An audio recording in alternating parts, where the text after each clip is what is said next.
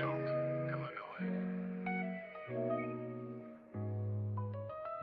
My people, you are tuned into Burgundy Blue Commentary live from Dolton, Illinois.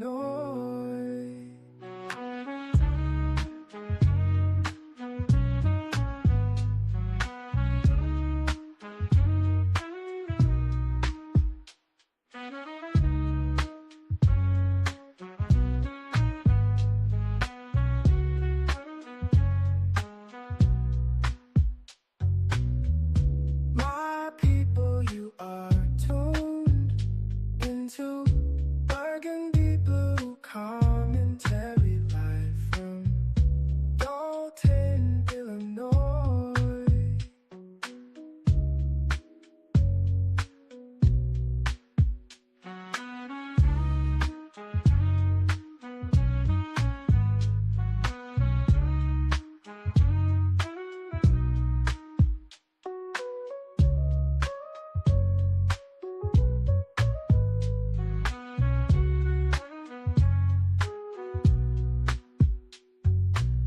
My people, you are tuned into Burgundy Blue Commentary live from Dolton, Illinois.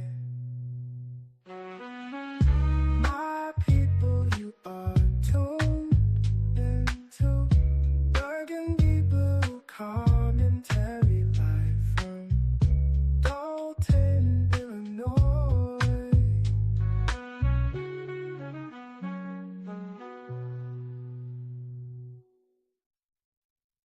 My people, tuned into Burgundy Blue Commentary live from Dolton, Illinois.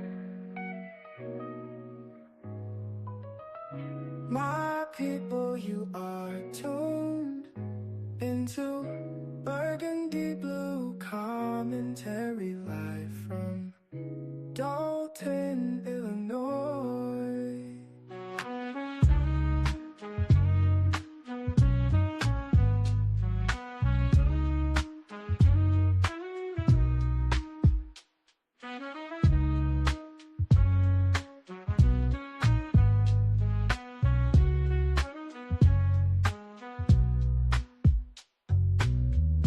My people, you are tuned into Burgundy Blue Commentary live from Dolton, Illinois.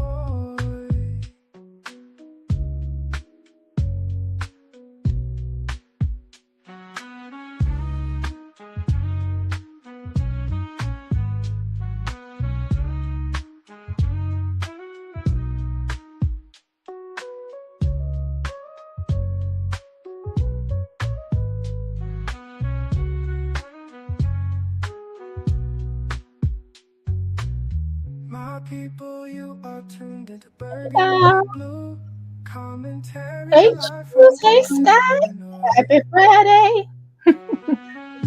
My people, you are tuned.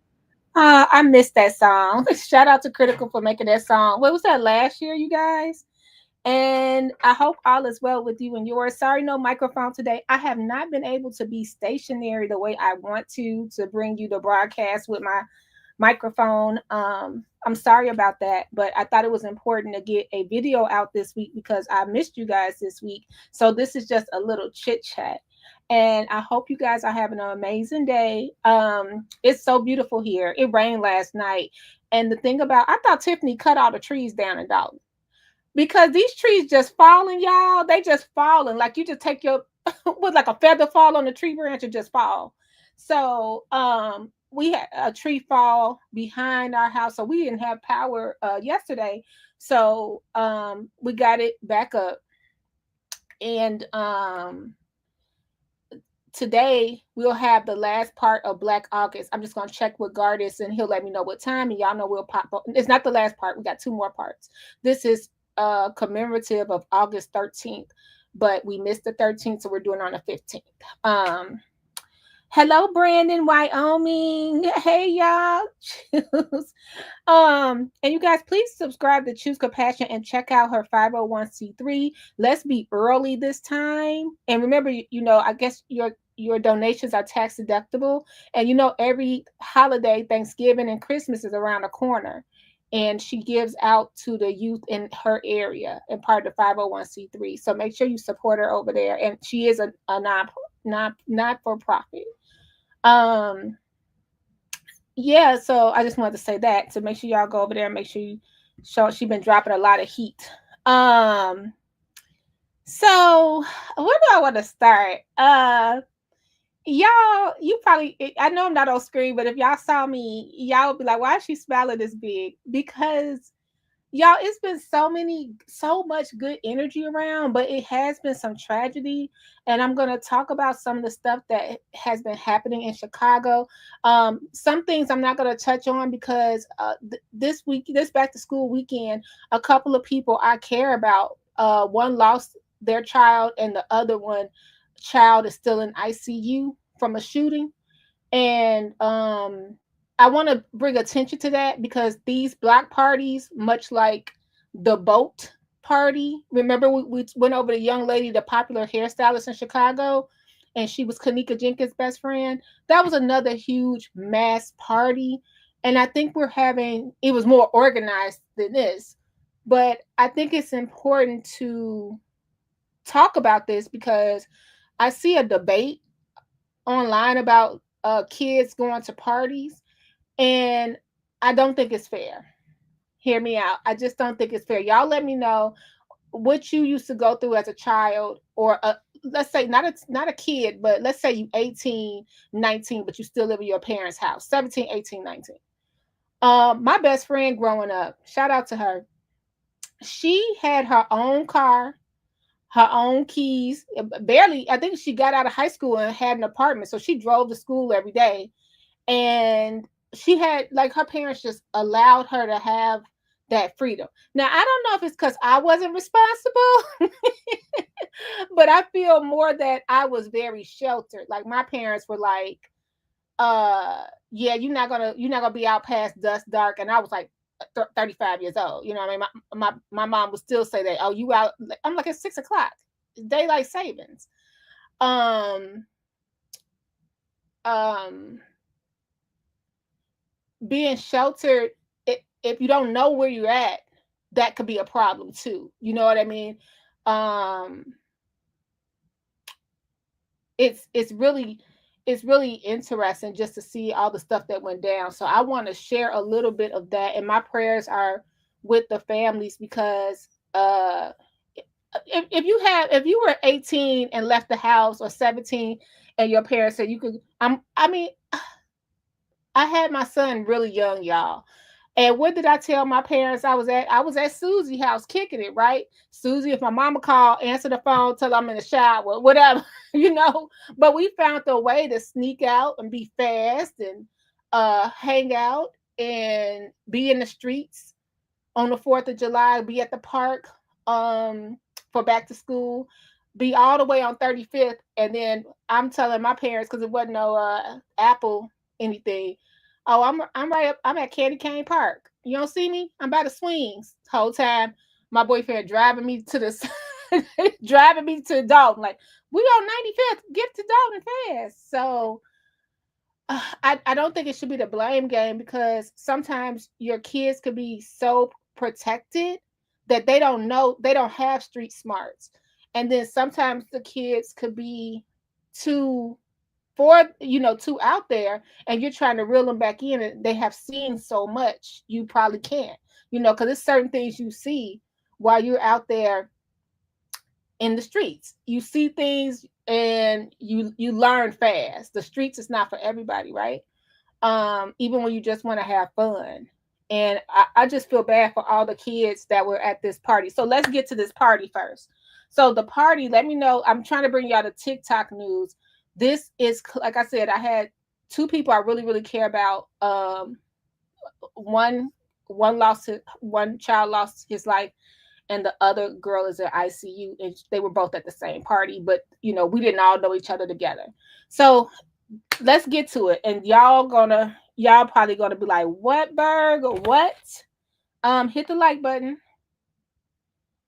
Also I want to say, before we get to the Dalton, we're gonna get to the Dalton stuff, but while we're waiting on the room to come in, I want to send all praises, like for real. Thank you to God, but I want to no, but thank you to God for everything. Um, but I want to say this. I want to commend Shay for his strength. Shay from Late Night Crew, for his strength having to go through all this for a year and a half. It's not easy. It's costly. It's time. I think that he probably, the time consuming away from anything else he has to do with his family is probably the worst.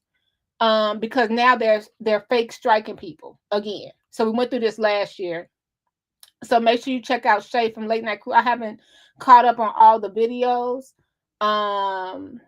But I just wanted to put that out there. Y'all make sure you support him, show him love.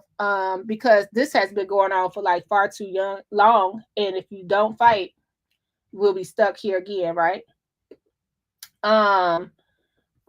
So we'll get to that with the Dalton segment. So let's go to TikTok, because I like doing a TikTok because I know a lot of people haven't seen what happened.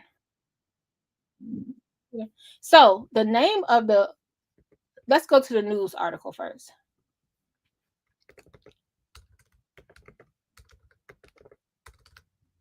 Sorry guys, I thought I had it up. Now you guys let me know what you think. If you're not from Chicago, I could try to help explain this to you.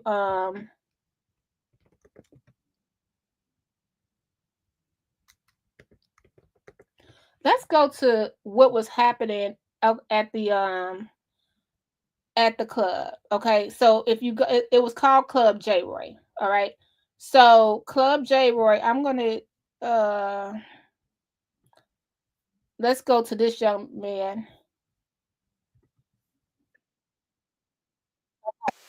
Let's go over here. So this was the club.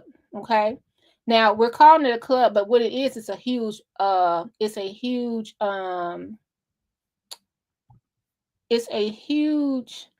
block party with kids. I think they start at 16 on to, like they said, if you were 25 and at the club you were creepy. That's what they said. They said don't be over 25 at the club because that means you're creepy. So it was for kids. So this is on the west side of Chicago. Not familiar with the west side, know how to maneuver and get around, but I really don't hang on the west side. Um have friends out there. The west side is always, as the kids say, lit. It's always lit. Like they don't shut nothing down on the west side. So this is a video called Surviving the Most Dangerous Party in Chicago. That's the Club J Roy. Now, this is the crazy thing. The man throwing the party, he's a teacher. He's a teacher. He's only like 22 or 23. Handsome young man. He's a teacher, and he gets on TikTok and he say, "Hey, come to Club J Roy. It's no food truck, it's no barbecue grills. It's just a bunch of people was coming from out of town all over to this block to get on cars and start twerking and meet people. Like he had it swamped out there. And they said it covered a whole neighborhood, and then people started like saying, "Oh, the club is moving." So people will go to this block and that block. Like different people on TikTok were leading these kids to a different area, right? So let's look at this video here. I'm gonna put the link in the chat right now.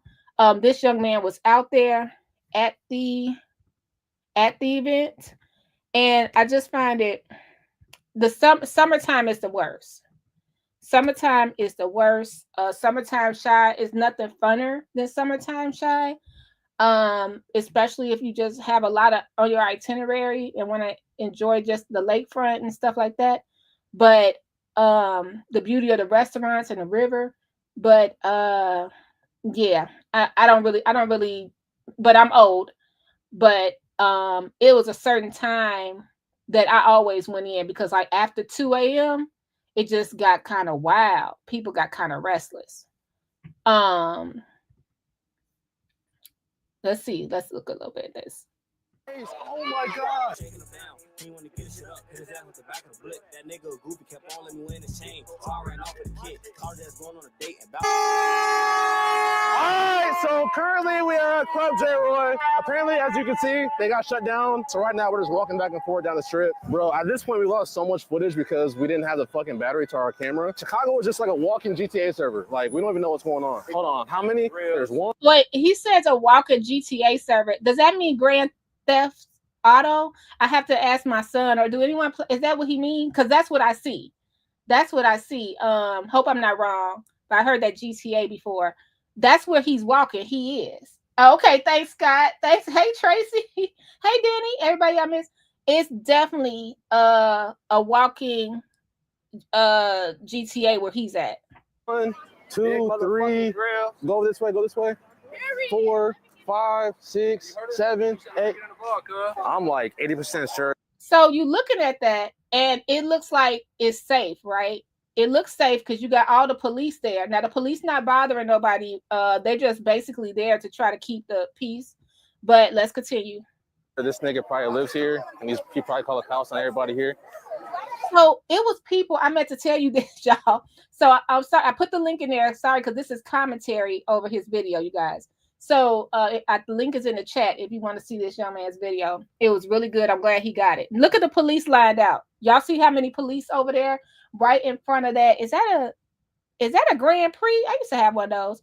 Right in front of Grand Prix. You see all those vests and stuff? Look at all the police out there. So people were saying that they were up all night because I think this was Saturday morning going into Sunday, and people were on their cars twerking and stuff. And I'm like, oh, can you imagine you looking from your window because it's all apartments over here, and somebody just on your roof twerking? Lord. Speaking of twerking, it's these two girls who I want to talk about. They two rappers. One is this one I need the young people again. One is B Bunna and the niece, and it's another one. Pluto. I love Pluto and the niece or whatever. But the young people play the music for me, child, and I love it. But they got cute little songs, and they fighting, and I don't like that. But they were playing their songs a lot at this party, and they're fighting, and I don't like that because I think they just broke through as artists. And y'all put the real names in there. I know it's something Denise, and then it's Pluto, and then it's B Bunna, I think. I love those girls. They're so cute. Hey, dude. He's happy as hell to be here. Bro, there's like, oh my God. Like, what the fuck? Look at these police. 80 fucking cops just standing here, just staring. Damn, we finally found the fucking location. Everybody's out here vlogging this shit. I need to find a little Tim. Was overwhelmed. Be out here somewhere. Oh my God, what's up, bro? How you feeling? Hey, my fault. Hey, look, y'all should have Damn. Okay. I got anxiety just watching this. I don't like crowds. And even though they're outside, look how squished everybody is. They was turned up, y'all. Oh, G, you're my cameraman. This nigga just snatched up my cameraman and my other homie. Like, he overshowing that shit. Tats all out of shit. I'm telling you, fast on you right. They ain't that Club J word for no reason. Ooh. Somebody needs to wash his mouth out with soap. We're not going to watch the whole thing. Like I said, I put the link in the chat. All you have to do is search Club J Roy, and it'll pop up on YouTube. He said, did y'all, young ladies, you see you outside? You see you outside like this? Oh, man. Watch what he say, young ladies. Just watch. He overshowing that shit. Tats all out of shit. I'm telling you, fast on you right. They ain't that Club J word for no reason. He said, find something you like, they going. Now, oh no. Oh my goodness. Clutching my pearls. How long y'all been out? Shit, we just got here. All right, bro. It was nice seeing you. I'm gonna see you around. We're gonna keep walking around and shit. God damn, bro. It's to the point where niggas can't even walk straight no more. No, I'll be gone.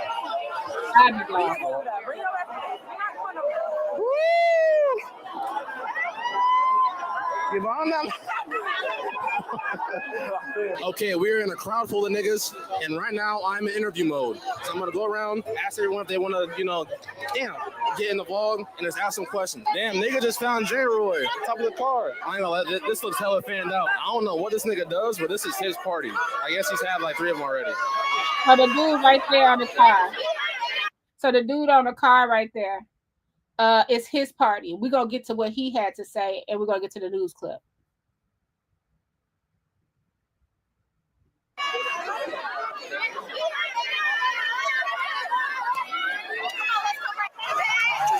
Oh, someone's phone. Oh shit. Watch this girl call. They walk over here. Y'all.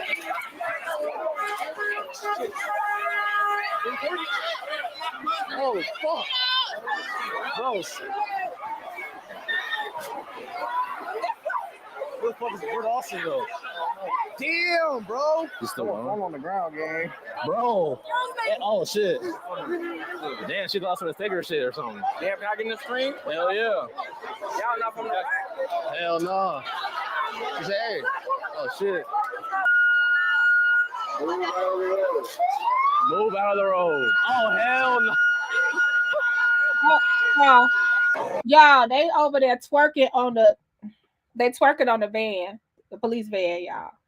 Oh shit. Yeah. Oh shit. Oh shit. Let's go. Oh shit. He's on feet. He's on feet. I'm going. He got a better. He's on water on him. Damn! Look at the police. Ooh. This nigga is going to jail. Oh shit. Oh. Oh shit. That nigga hit him in the nugget. No. Oh shit. Damn. Oh shit. Everyone's winning.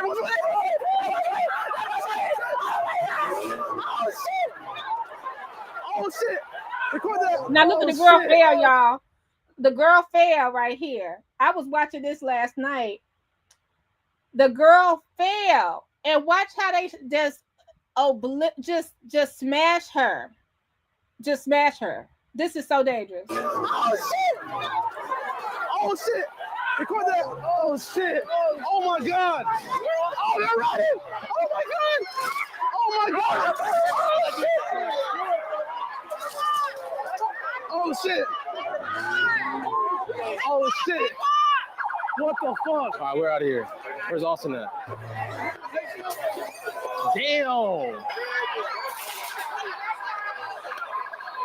Oh, hell no. They got a whole drone and shit. I'm not gonna lie, I hope that we got the fucking clip of the bottle hitting the cop's head. And you know what, Scott, you're absolutely right, because, Scott said with crowds of that size, you're going to have all kinds of unpredictable behavior, and a few morons are going to cause mass panic to break out. I agree, because they didn't even have to start. See, they would have been throwing the bottles and hit somebody, and then he would have, the cop could have mistook the wrong person, mistaken or whatever, the wrong person, and they get shot. You know what I mean? Because you throwing a cut water from across the 50-yard line. I agree. It's always a few people that act like this. So the police was on the news and they were crying out like, we're outnumbered. Because they said it was it could have been up to 10,000 people combined on those different blocks. So this is an unauthorized block party. And we're going to get to what he said too. Like I said, he a teacher and everything. Let's see. Is this the one I want to look for? Okay, yeah, I think this is it. So this is the end result of the party.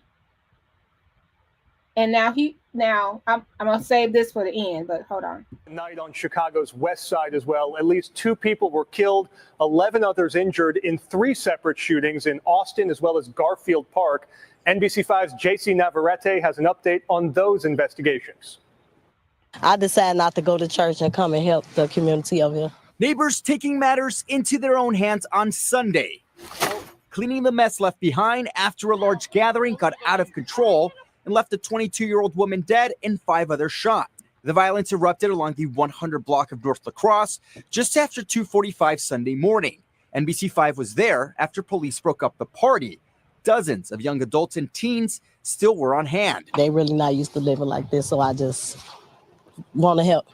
It's very sad. A mile away, a second mass shooting reported, this time along the 4500 block of West Wilcox, leaving 4 shot, including 2 teenagers. The youngest, just 15 years old. Kids who should be getting ready to go back to school, preparing to go back to school, in the hospital. Pastor Donovan Price sharing his thoughts on the violence, adding more needs to be done, and it starts with accountability from those responsible. If you know about a large gathering, make sure the police are at least aware of the large gatherings. At 4:37 Sunday morning, a third and final shooting claimed the life of an 18-year-old identified as Caleb Williams.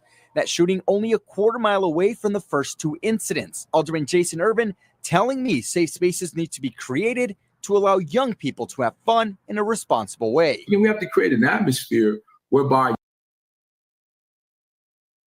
Can I say something about this?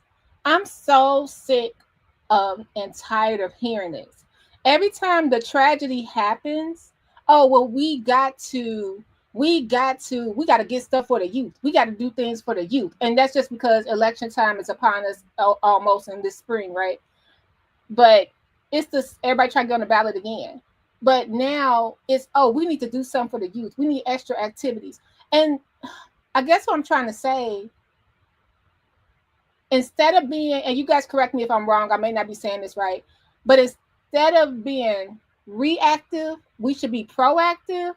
Like, so you saying this now, Alderman Urban. So did you start meeting in your ward with plans and block parties? The man was advertising the party. It wasn't a secret. He had flyers all over the city. So now we wait until it's too late. 3 people lost their lives. And now you'll sit up there and say, you know what, we need something for the youth. And then you just wait to the next tragedy again. We need something for the youth. And we need something for, well, why is this not in place? You know what I mean? And I agree. Yeah, things for the youth, like opening an ice rink. I agree with that, Scott. I agree. I just had beer, whiskey, and blues instead. That's the kids gonna be sitting up there. What's that little girl with the fan looking like Miss Shirley? Because you know what? Let me leave you alone. So that's what I don't like. I'm like, okay, but now when this happened, everybody want their face on the news. You know, we need to do better for the youth. And I bet you, I'm willing to bet he ain't make a move. He ain't make a move. And I don't know him or anything like that. But it's always like, we have to do better. We have to do this. Just like when Mellow Buck's party got shot up. And those people lost their lives. You know what I mean? All people did was go to the funeral because it was a cool thing to do with they pink on for one funeral. And then the next funeral, I forgot their colors. But that same day, Mellow Bucks had the label released her new song and new video the day she was burying her loved ones. And I'll never forget when we heard that story before.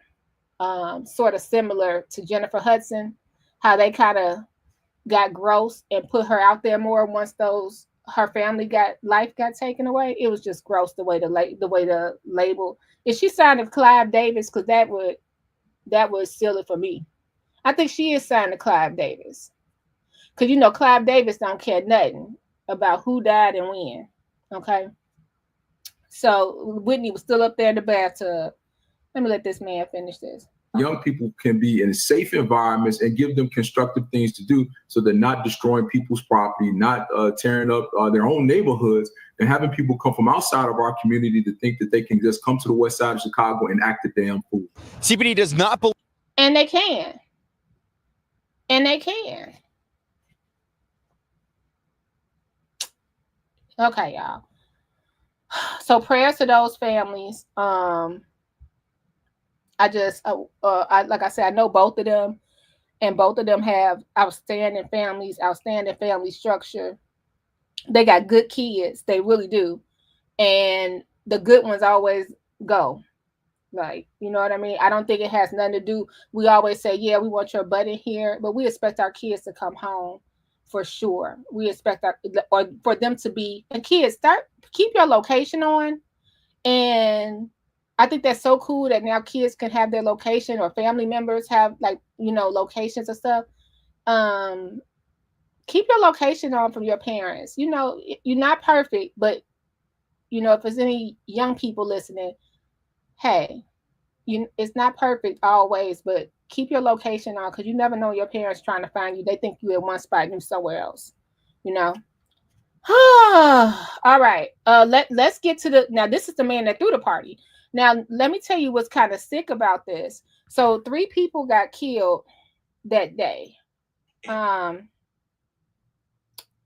And he went on his Instagram. He went on his Instagram and was like, another successful J-Boy party. But his claim was that he didn't know that many people had got shot. So this is them having just another successful Club J-Roy party. That's what they doing. Okay, so now remember, he's a teacher. So let's go to his explanation about what happened that night. Seems like a bright young man. Let's go to it. I gotta take responsibility for the fact that they saying it's my shit. Ain't no other nigga gonna come forward and say, oh yeah, that's my block. That's my party. That was my party. Shit. They all gonna leave it on me. Cause I got the name, gang. And my shit got promoted the most. And I don't portray that image for a reason. I don't want that under my name. I got brothers for that. I got cousins for that. I don't gotta play no tough role. I don't gotta play no street nigga role on my brother. I am a gentleman. I throw block parties because it's open to everybody. I want everybody to come out and have fun. Without no goofy, like, in the last parties I've been having, nothing happened. We all stayed out 6, 7 in the morning, cool, parlaying, sing the party in USA. If anybody feel like I'm at my fault or I'm wrong for leaving, I apologize. On my brother grave, I ain't leave nobody for dead. I told motherfuckers the second low. I had 2 locations. Once the police made that bitch hype, once y'all made that, once our 2 with the police gang, I had to go.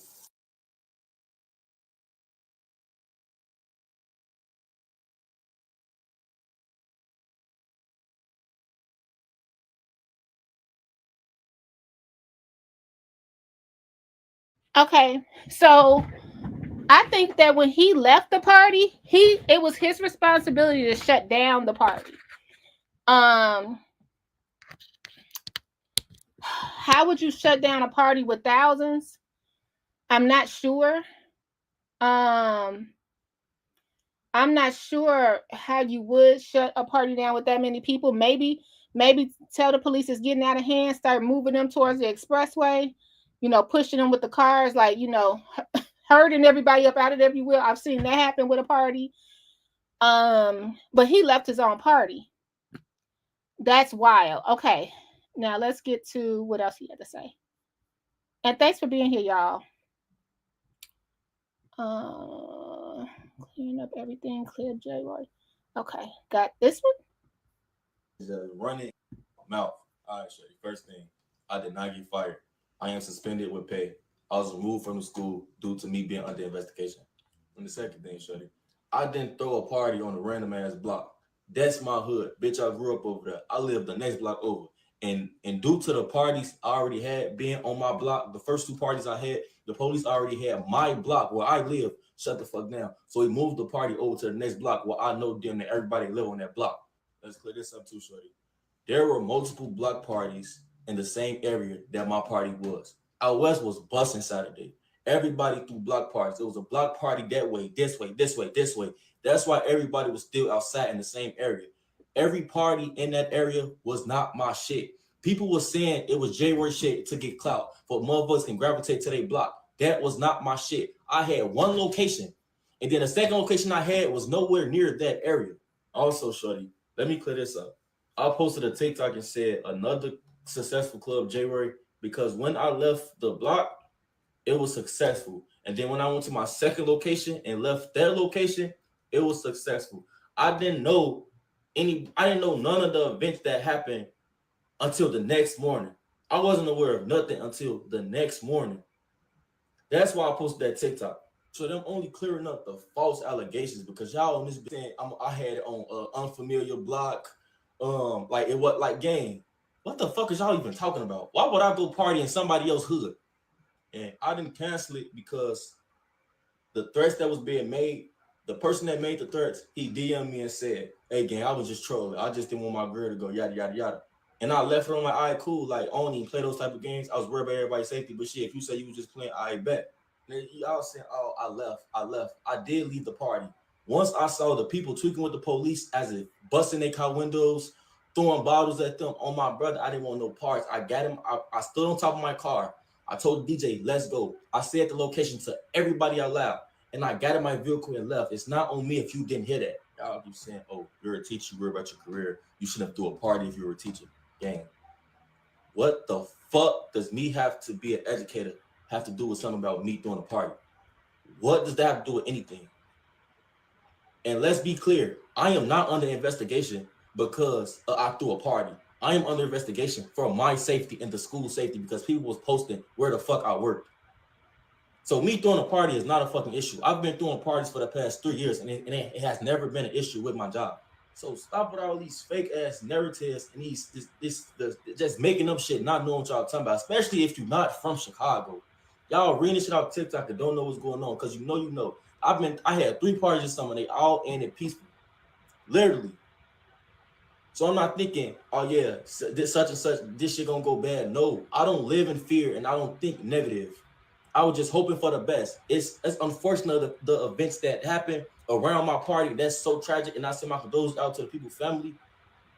But generally, I didn't force anybody to come around. I didn't force anybody to come to my party. I didn't do none of that. I just generally wanted to have a good time and bring everybody together for the betterment that everybody's finna go back to school and work. It's the end of the summer. That's it. This was the last party of the summer. Literally. But y'all trying to make everything negative and just put me in place of blaming everything. No, we're not doing that. And shorty, also the events that happen, I genuinely do feel bad. But that didn't happen at the location that I sent out. That was at different block parties that people decided to go to around the same area of mine. Like, I want to clear that up. I genuinely feel bad that it did happen, but everybody is putting it on my name and my party when it wasn't even that. And I'm trying not to be insensitive to nobody's feelings, but it genuinely was not my party that the tragic events happened. Yes, they probably was outside for me. They probably was. But the parties that it happened at was not mine. And I'm genuinely sorry. Okay. What do y'all say? Do I believe him? Yeah. But you're a teacher now. I hate when people like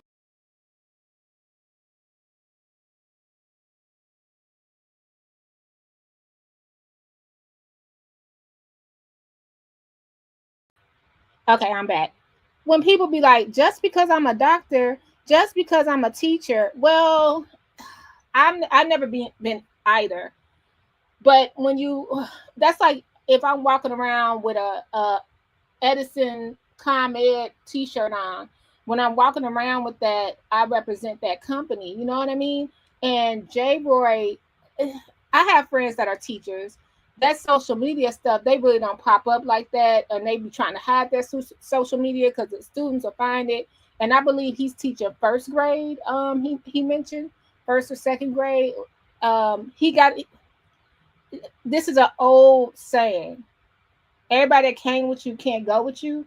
So I know he want to still do it big for his neighborhood and stuff like that. And they said that he be putting it down like the parties and stuff for the kids. And I'm saying the kids, but you know what I mean. But he has to change because now your profession is just not. It's not the same. It's just not the same. And someone said they inboxed him and said people were gonna have wet t-shirts or whatever. And then they said they just playing. don't cancel your party. I would have canceled it anyway. And I, like I said, I hate to use age as a thing, but I know he's young and he's popular and all of that stuff. I would have canceled it anyway, just for that spirit of discernment, because he probably knew whoever was there knew their ops was going to be there.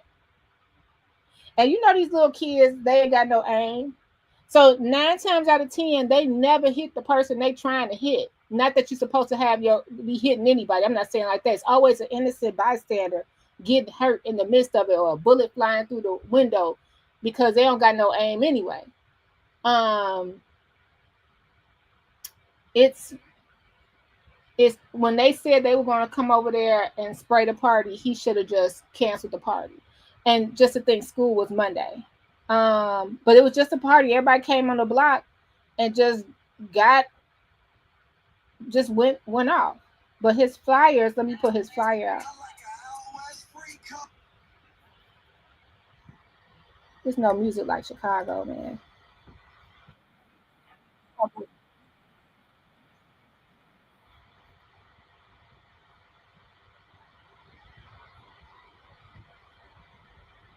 Okay. This is right here. This was an older one. He took a lot of his stuff down, because he was crying in one video because he couldn't believe it. Like the news had just broke that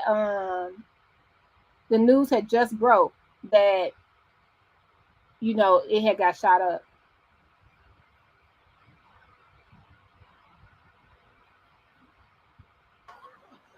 Why you bagging back? Why you bagging back? Why you bagging back?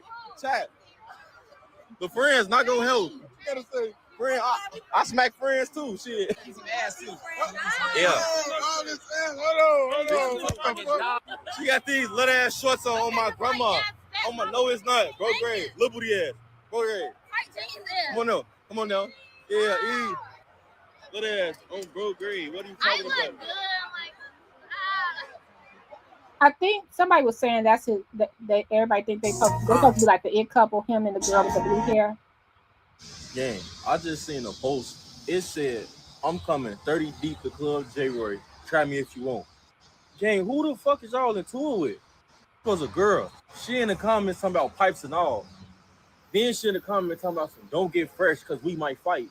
Y'all can't come. Shorty, y'all cannot come. Bitch, 30 deep. Is you in tour with the Hulk? What the fuck? Like, oh, yo, if y'all got up, stay at home. Now, I'm getting irritated now. Stay the fuck at home. Talking about 30 deep, then talking about I ain't getting fresh because I might fight. This ain't no motherfucking Fight Club game. Bitch, you a girl talking about pipes and all. Pipes and all. When I tell y'all that straight through me off a little bit, because what are y'all literally coming to do? I just want to have fun. Like, shorty, if you got ops, you are not invited. Gang, I just seen a post. It said, I'm coming 30 deep to Club J Roy. Shout out to Choose Compassion, because she got me on this TikTok. So I was looking at the girls posting, like, I'm going to Club J Roy, even though I got like 50 ops. I was like, why? No, stay in the house. Stay in the house. I don't go anywhere I'm not wanted. I don't go anywhere I'm not comfortable. I do not go around people like that. Like, I like my peace. I like to, you know, have fun, and not, you know, in Chicago, you still got to keep your head on the swivel. You have to have eyes on the back of your head, the side of your head, everything. But this was just really unfortunate. And my prayers go out to the family and families. Because like I said, I know both sets of families, wonderful families. And for them to just be getting that, one person was shopping for their kid all week for back to school. And now this happened. And school was Monday. And you lose your baby Saturday. One of them had senior year, this prime out the door. Man, y'all be careful out there. Just be careful. And I think he might lose his job. That's my vote on it, because, or they're going to transfer him out. They're going to transfer him out. He's not going to be at that school no more. He's not gonna be in school anymore. Okay, so y'all, that's keep everybody your prayers. I wanted to give you that Club J Roy information. But I do like the alderman and stuff. This is third party over there on the west side. Y'all see the flyers, but you ignored it. You ignored it. The police was outnumbered. Nobody said, we have a minimum. We're going to block it off. You know how they block it off with those horses and say, hey, you know what? We're going to block this party off only in between these horses. You can't be just walking all the way. I know it's a street. I know your First Amendment rights, but it's a curfew, isn't it? Isn't it a curfew at some time? It used to be a curfew. So 2:45, 3 in the morning, y'all under 18, y'all got to go. Or under 21, y'all got to go. Oh, yeah, TikTok is where it's at. Okay, y'all, let's get to this Dolton thing. Y'all, we thought it was over. Let's go to. All right. Dolton's favorite reporter on deck. 5 investigates a local public school superintendent who's made more than $500,000 a year paid by the taxpayers of South Suburban Dolton and Riverdale. And according to census data, people who live in those communities make on average 1/10 of what they're paying this superintendent. So what have they gotten for all this money they've paid? Here's Regina Waldrop joining us live. Regina. Alex, Allison, NBC5 Investigates started asking questions about the superintendent a few weeks ago. In a letter dated today, he submitted his resignation. Y'all,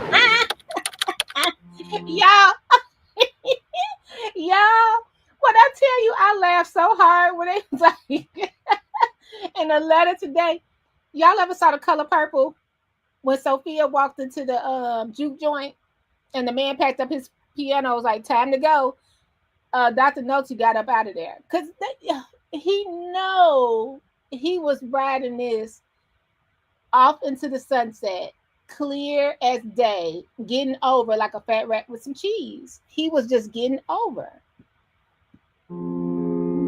My name is Dr. Kevin J. Nolte, Superintendent of Schools. Kevin Nolte has been with Dolton School District 148 for 9 years. In that time, his salary and benefits have nearly doubled to more than $500,000 for this past school year.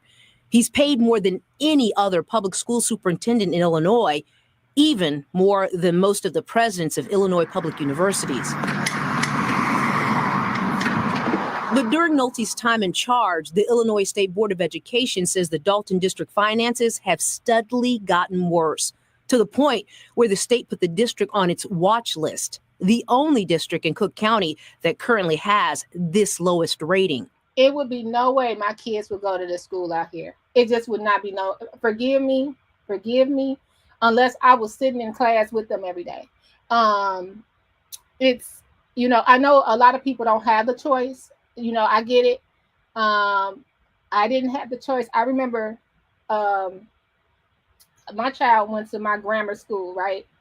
So I go to the school, y'all, and they're like, pull out your social studies book. Y'all, you remember how you had to sign your name in the front of the book and then the year? The little card, the index card in there? Y'all, that was the same book from when I was in school 20 years before. I was like, y'all didn't upgrade nothing? It's just crazy. I know the high school, I was really happy when they got the cosmetology class. They also did electricity, wood shop, and it's one more they used to do. I don't know how many, auto shop. I don't know how many of those are still there, like home ec, all that stuff. I really appreciate it. I learned that in high school. Everything. It really helped, but people got to have more interest. Now, there's no way he making $500 and some thousand a year. I do know it's for 2 positions, but it's nowhere he making this, and the district is not even improving, just a little bit. Just sad. He shouldn't even want to take that salary. That didn't keep the school board from giving Nolte another raise of $60,000 over the next 2 years in a raucous session this past March. When Why y'all gotta get me in trouble all the time? Why it gotta be me? This is who y'all be voting for. So this school board, because he can't possibly live on $537,000. He can't possibly live. Now, mind you, he's not living in this district. I know his kids probably don't go anywhere. His kids probably don't even go to the Wendy's and get a Frosty out here, or live in a district, or his parents live in a district. He probably live nowhere near here, but he coming over here getting $537,000. Dare I say it, from a community. He needed 60,000, so now he has 600,000. Okay. A raise for what? And just so you know, yes, we're mostly Black and Latin in Dolton. Okay, you do have other ethnicities, but not many. These are young Black babies. Wow. Oh my God. It's not gonna end. Not to say color is at the end all be all. I'm just saying, I bet you his kids ain't going in and out of the school. They don't have to eat the lunch that they eat, I bet you. Well, residents there spoke up. $500,000. This district is on financial watch with the state. I don't know if you all knew that. Yes. Oh yeah, financial watch. Why are we considering such an amount? We have been asking that same question with no response from anyone until this afternoon, when Nolte's attorney reached out to say that Nolte resigned from his job effective today. His attorney saying in part, Regina wearing the heck out of those Vivian beads, y'all. You know I'm gonna watch anything with fashion. Is that Vivian beads on Regina's arm? She like, you gonna get some promo. His attorney saying in part because school board members had launched a smear campaign against him, riddled with baseless accusations. Keep in mind, this is not the first time that Nolte has had. Yep, I think those are the beads that Vivian made on Regina. So Vivian, you're gonna have to give Regina some other colors too, because that's the spring colors and they're cute, but you gotta give her some fall colors because she got blue up in here with the reds and the beige with the browns, and yeah, that's it. Cute though. What I was saying. Okay, so now everybody mad at this man, but he been had that job, excuse my bad English, since for 8 years. So he been making 6 figures for 8 years. So I'm gonna let this play, and I'm gonna give you my honest opinion. Oh, and when he resigned, do I think it's a smear campaign? I do. But do I think he probably did something that he know he wasn't supposed to do? I do. So he said, let me get up out of here before you find the real stuff that I probably did. Issues with the school districts he's worked for. Like this. In 2012, the Lincolnwood School Board voted to dismiss Nolte from the job he had then as Lincolnwood's assistant superintendent for business. The district said Nolte failed to properly account for district funds, failed to make scheduled payments on 2 multi-million-dollar loans, which then defaulted and failed to adequately account for $1.4 million in funds. Nolte said all the charges were false and politically motivated. He sued the district, but his case dismissed by the court. He then went to work for Harvey School District 150. Oh, no, he was over there with the chicken wing lady? Y'all, that might be what he running from. He was over there with the chicken wing lady. 52, in charge of business operations. It was there where NBC5 Investigates found, according to court records, that Nolte failed to inform the board of a transfer of $3.8 million out of the district's reserve funds. It's not clear where the money went, but the superintendent suspended Nolte with pay. The school board eventually brought him back, though he left a year later for Dolton. Now Nolte's former deputy superintendent in Dolton has filed a whistleblower lawsuit, saying she was fired earlier this year because she'd raised concerns related to fiscal mismanagement by Nolte, including his handling of $13 million of federal funds. Nolte has denied everything, saying the deputy superintendent was fired for cause. But over the past 2 decades, while Nolte oversaw finances for these and other school districts, NBC5 Investigates found he was dealing with personal financial issues as well. We found 8 lawsuits claiming that Nolte had not paid credit card bills and rent, totaling more than $52,000. We also found this foreclosure action saying Nolte with his then... I don't think that house is in Dolton. Now, it's a little pocket with some houses, but that house is not in Dolton. It got trees behind it. All our trees are gone. Wife hadn't made payments on their home's mortgage for a year and a half. Eventually, they paid off the mortgage when they sold the house. We also found this, an arrest by the Illinois State Police from March 2024 for driving under the influence of alcohol on the I-90 tollway near... I believe the children are our future. Why do we so he a teacher, no, he a superintendent too, but he's in education, elementary school. And what day was this? March the 9th, 2024. Anybody know? Let me go to my calendar. I'm tired already, y'all. Hit the like button. Thank you so much.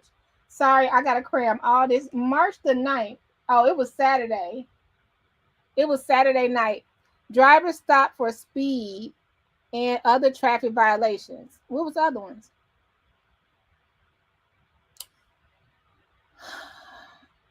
RO spoke to driver and detected the strong odor of an alcoholic he had a Cutwater alcoholic beverage on his breath and eyes bloodshot and glassy. Driver failed SFST SPBT 0.140. Is that the legal limit, y'all? Belvedere. This past November, Nolte pled no contest, according to his attorney, of misdemeanor DUI in order to serve a year of supervision and probation. So his attorney says Nolte chose today to resign because he feels, quote, he has left the district in the best position with everything off to a good start. The attorney also attributes Nolte's high salary to his working both as the superintendent and the business officer. Nolte will most likely immediately start collecting his state-paid retirement, and we are filing a records request to find out how much he'll draw each year in pension money, and we'll let you know in a future story. Allison? I'm sorry, y'all, because I'm laughing at you. It's like, it ain't nothing going on in Harvey. You ain't gonna, Regina, did you see that this lady knocked Ryan's phone out his hand? Did you see that, Regina? You ain't see none of that stuff. Okay, all right. You ain't see the high-speed chase, the fight with Amir? Okay, so basically, here's my opinion on this. All they're going to do is put who they want in that seat, get the new board, I guess, to vote on it and call it a day. The new people going to make just as much as he was making. They're not going to change or drop that salary. I don't think it's about the salary. I think it's about they want that seat. That's my opinion. Okay, so that's it. Dr. Nolte, he had some Cutwater. Wham, whammy. Okay, now let's go to... there was one more thing I want to talk about. Okay, so this is for my OG Burgundy Blue Commentary people. Now, when I first started, I would do like the reselling. I do with the pandemic. So I did the reselling, the Grubhub. And you know what? Reselling was actually pretty cool because, you know, people were scared to get clothes that were secondhand. But if you told them, you know, I'll launder it and bag it up separate and all that stuff, they were flying off the shelf. So this lady, Nicole State, was like a big influencer for all the resellers. And this story is kind of serious. So she's a popular reseller on all platforms like eBay, Poshmark, which I love. And now it's a new one called Offer Up or something like that. I don't know. And something else. So she's like this. She'll teach you how to make $1 million every year reselling. Well, I remember somebody was like, you know how they make $1 million a year? And I'd be like, no, because the suckers like you buying their stuff. I was like, yeah, you're right.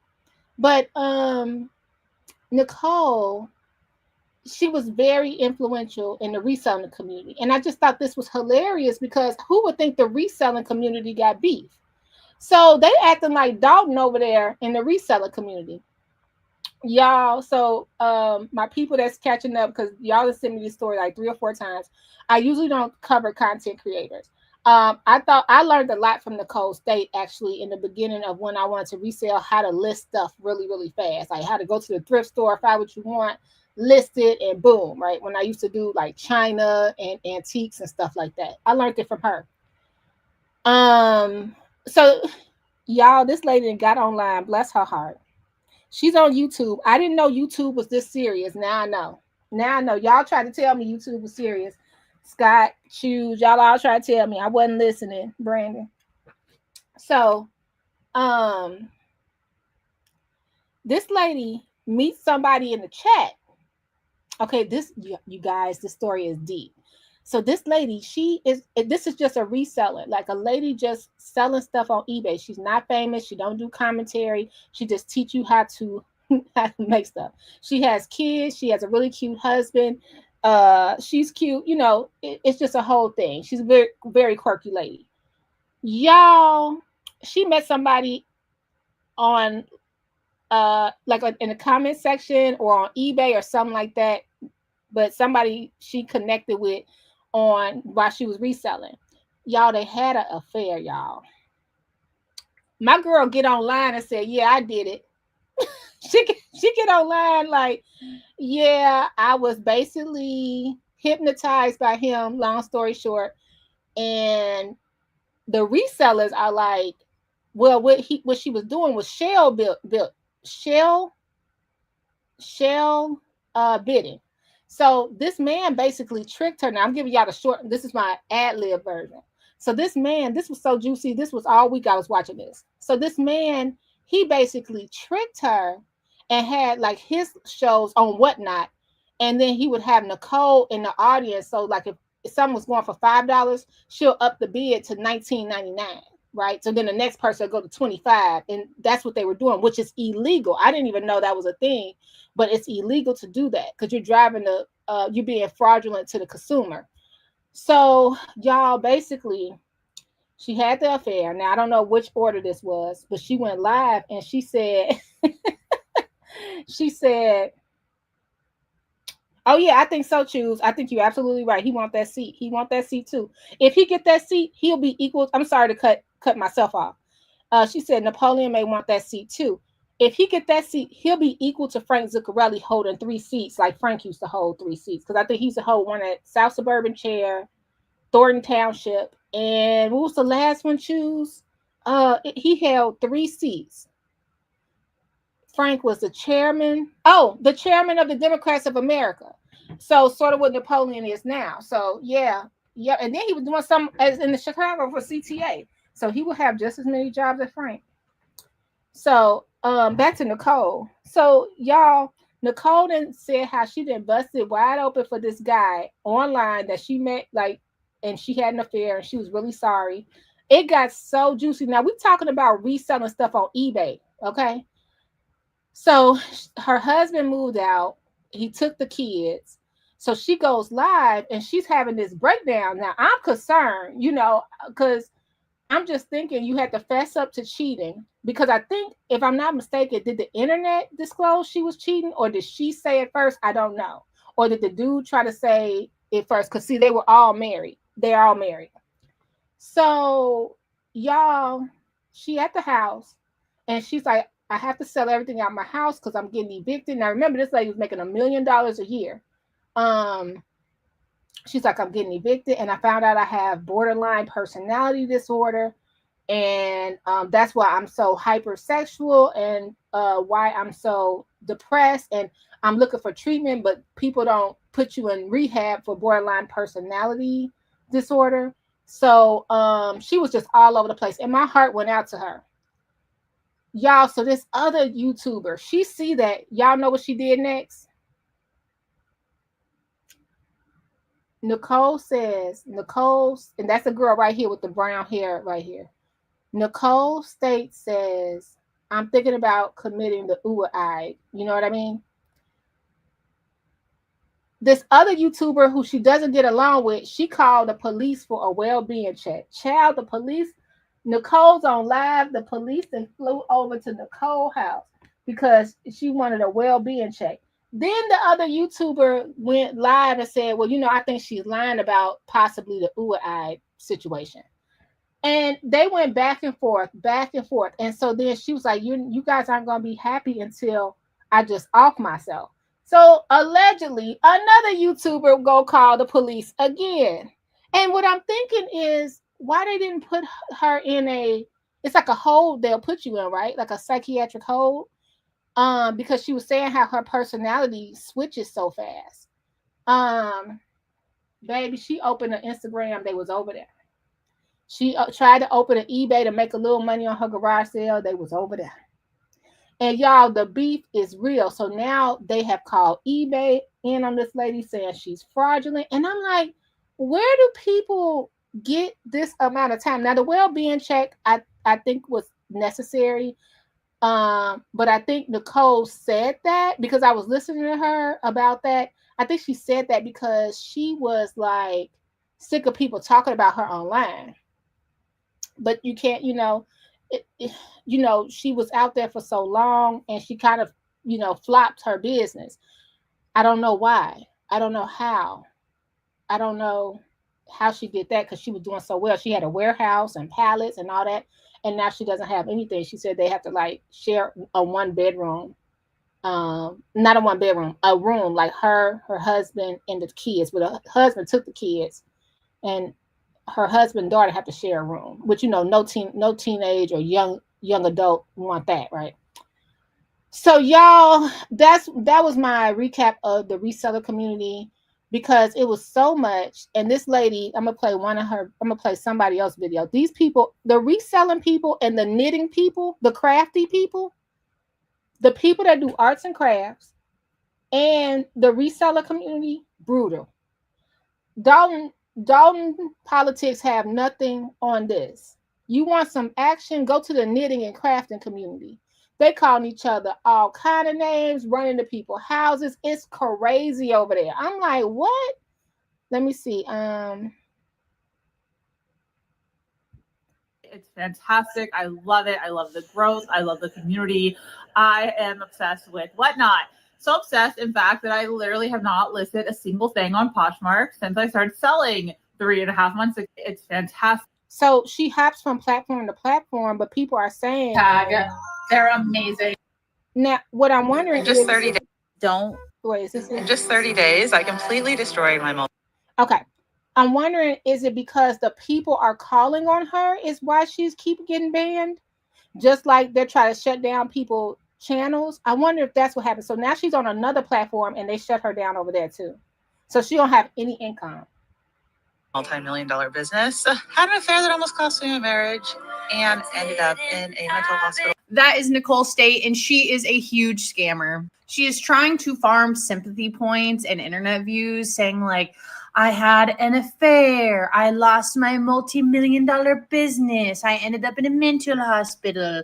Let me tell you why. So Nicole State, she would go to TJ Maxx, Marshalls, go buy a bunch of stuff and then resell it on Whatnot, eBay, Poshmark, any of those websites where you can just do resales. She claims it all happened because on one of her live streams, they had an amazing turnout. They sold so much product, but she was unable to fulfill the orders, which caused a downward spiral to where she is now, where she's lost everything and she's trying to rebuild her brand. What she didn't tell you, she used to run these kind of like mystery boxes that she would say like the value is this much. So it caused people to bid higher for these boxes. Like one of them was an iPad. And so she would put like a piece of paper. So then whoever bought the box would know that they won the prize.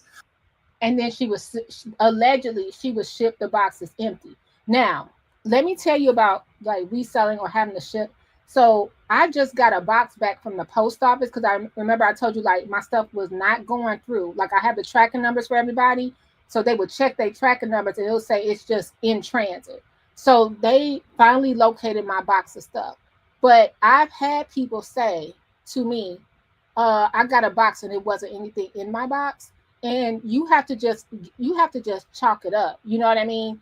Now eBay will fight with you, because once it's on that scale at the post office, they know that something was in there.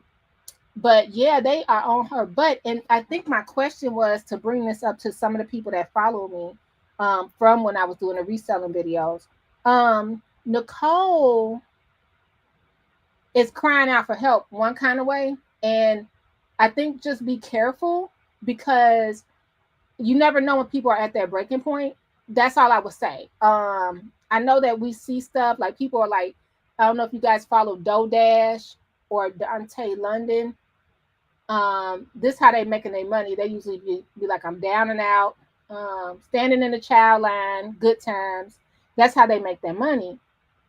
And I don't know how I feel about that. I have a bad relationship with that now, because I would see one of these guys I follow who actually, he started mentoring me when I first started my channel. That's how I got my intro and all this stuff. And he started off, when I followed him, he had, let me see if I can find him.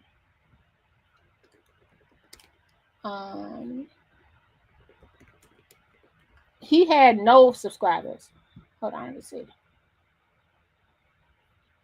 This is him, the Black Light podcast.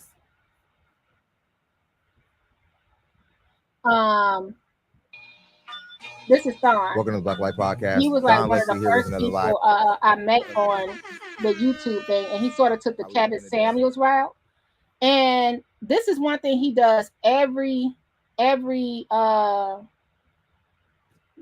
time he's live. It says at the bottom, show progress. And every live stream, he has a goal of $100, and he makes that 100 or beyond every live stream. He has how many followers? How many followers he got? Let's look and see. And when I met him, he didn't even have 500. He got 50,000 subscribers. So that was during the podcast. And let me tell you, Corey Holcomb, and you know, I'm from Chicago. Love Corey. 5150 block.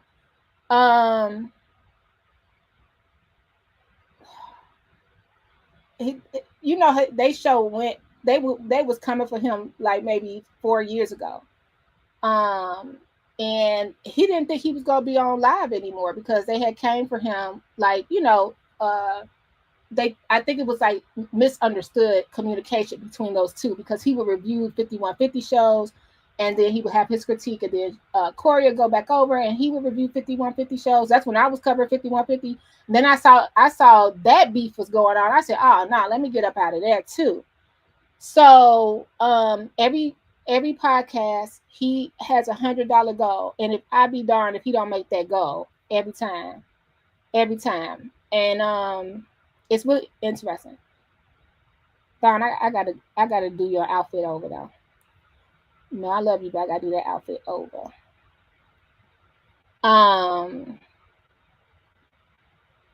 It's an ascot. We have to, yeah, I can show you how to tie the ascot. Really nice guy. And I watched his channel come up. When he was doing it, it was just like he was just against a blank wall, maybe on the floor with his computer. That's it. Hey Gardis.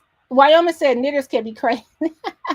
So yeah, I learned that from him, a couple of other content creators where I watched that they have a goal. So I was saying that to go back to Nicole State.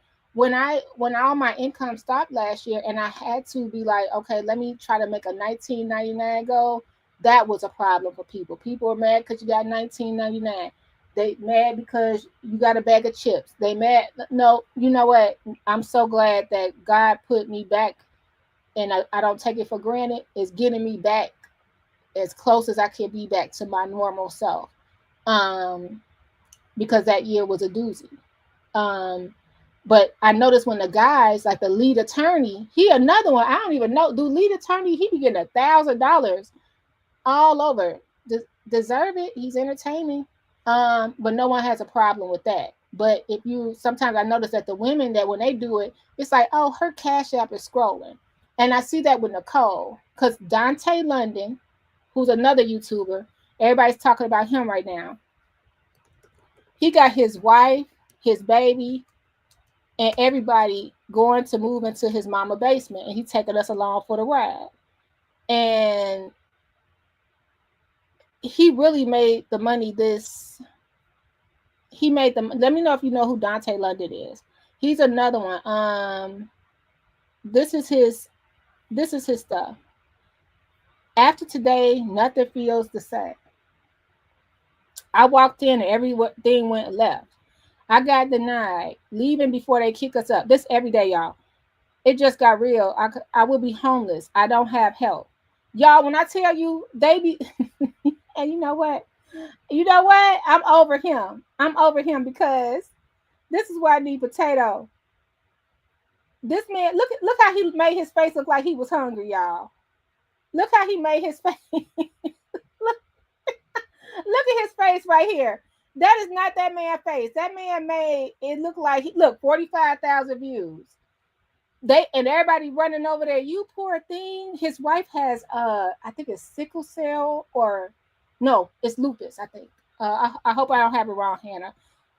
She in the hospital, and he blogging in the hospital. He running to the hospital, blogging that. And what's so funny is vice versa. All the men are like, oh, he begging. And then all the ladies are like, oh, here, you such a good man because you got your son and you got your wife. Here go the cash. Go the cash.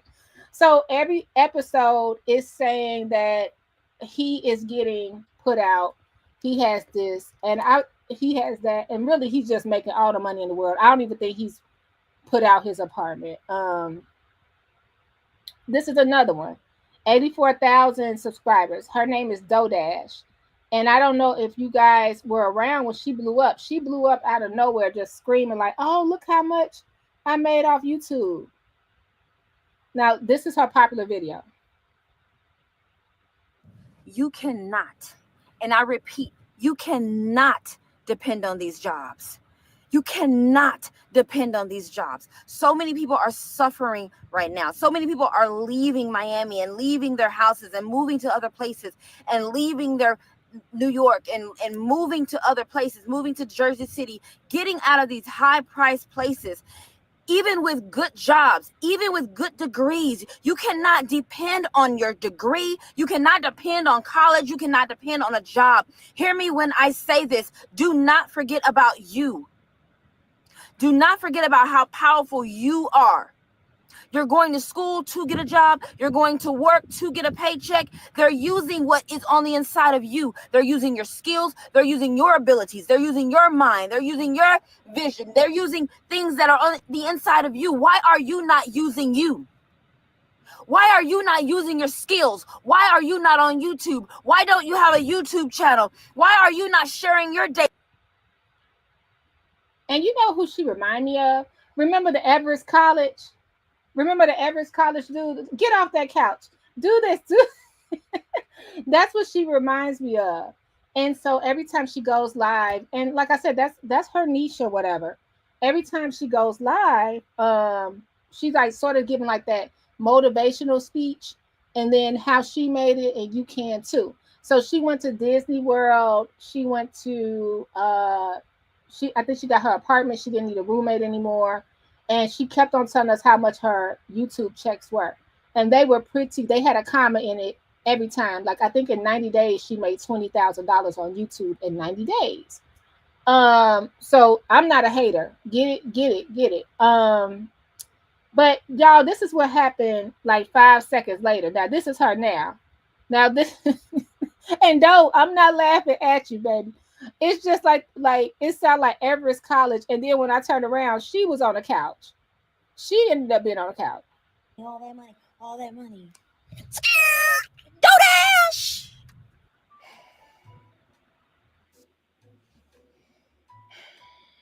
I got the worst headache.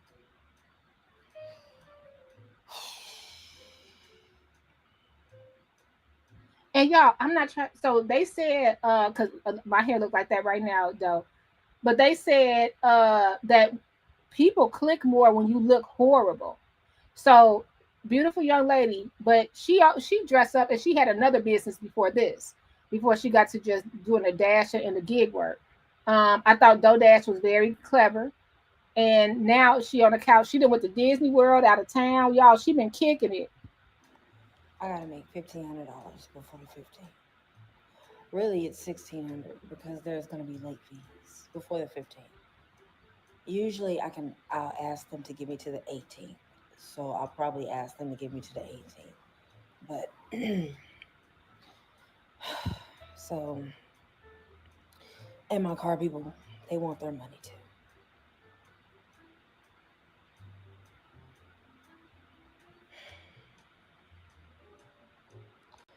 So today is the what's today? And I just paid for my furniture. My furniture was $215. I just paid that. They wanted their money. My electricity bill is $300, but that was literally due to on the 7th. But I called them and they let me pay $80.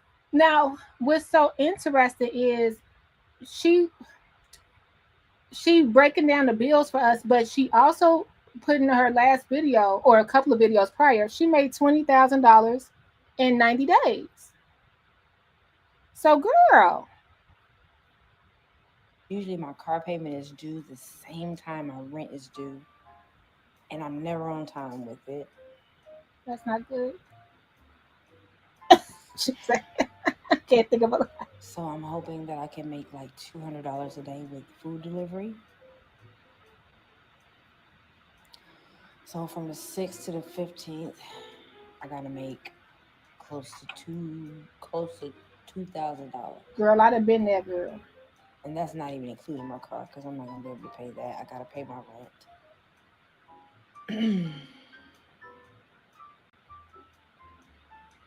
Oh, my head hurts so bad.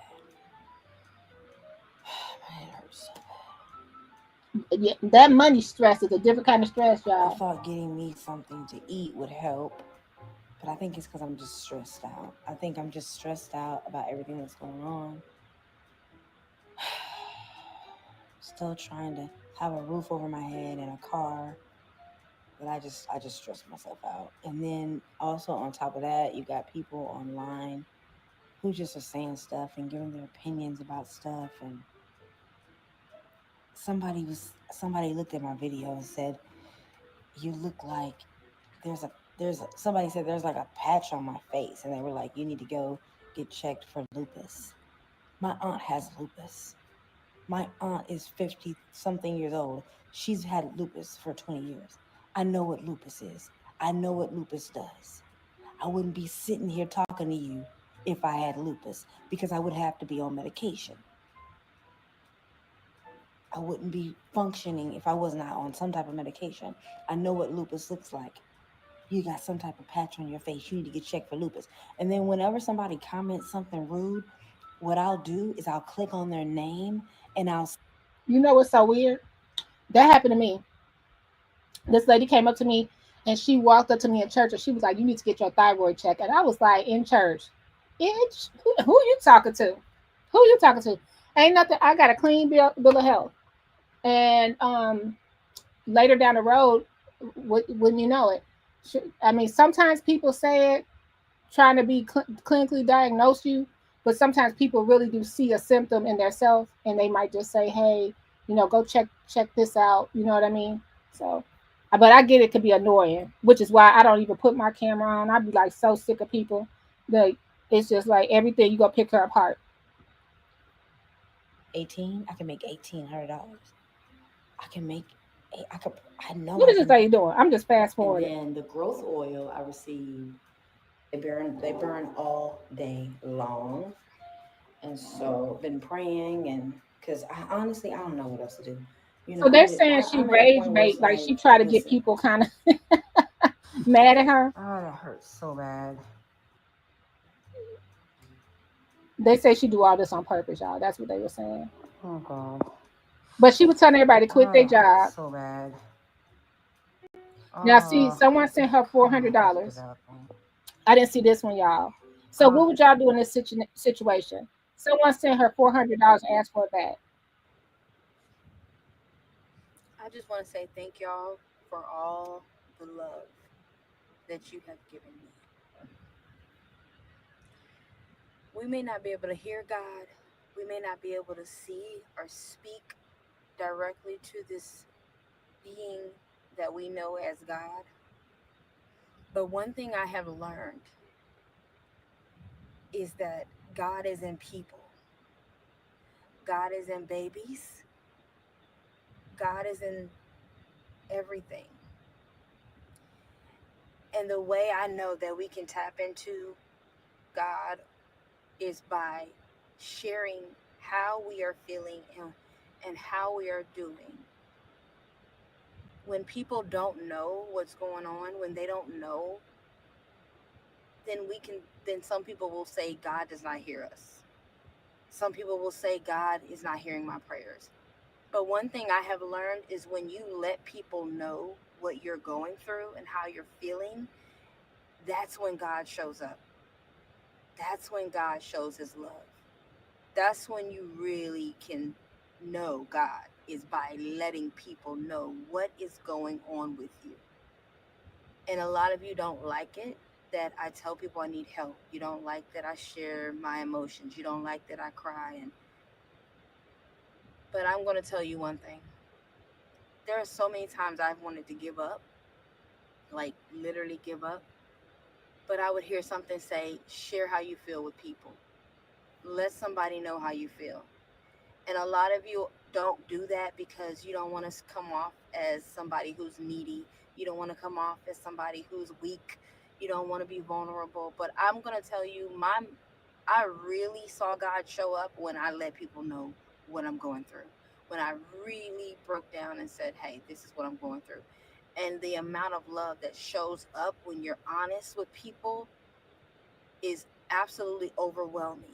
It is overwhelming to a point where you're like, wow, I cannot believe that many people love me or that many people will help me. Mm-hmm. But when you're one of those people who you don't want to share your vulnerability, you want to tell nobody you're hurting, you could be like, God is not hearing my prayers. But God really shows up when people know what's going on. And you may say, I let people know and nobody showed up I for want me. to play her whole video. Well, then you have to ask yourself, do you really love people? Because, but in some type of way, you have to be credible. Is she Even talking? with their hair. I sent the $400 back, okay? Okay, she said. But it's okay. I don't even care. Like, mean comment so that I won't notice it. Sorry, I got another order coming in. I'm not going to take it, though. Because I'm not going to take it because I'm talking to y'all. I should have turned it off, but I know those are not good orders because I'm in an area that doesn't give good orders. But it's okay. I don't even care. Like, I'm talking to y'all. I should have turned it off. But they asked for it back, and I'm like, yeah, they playing with me. Like, y'all trying to, but it's okay. But let me tell you what happened. So I sent it to him. I sent it back. I sent the $400 back, okay? I knew they was trying to play me because the trolls are really trying it. Anyway. Last night, I received a $200 order for my hair product. And then I received a $100 order for my hair product. So last night I got $300 worth of orders for my hair product. So I was so grateful for that.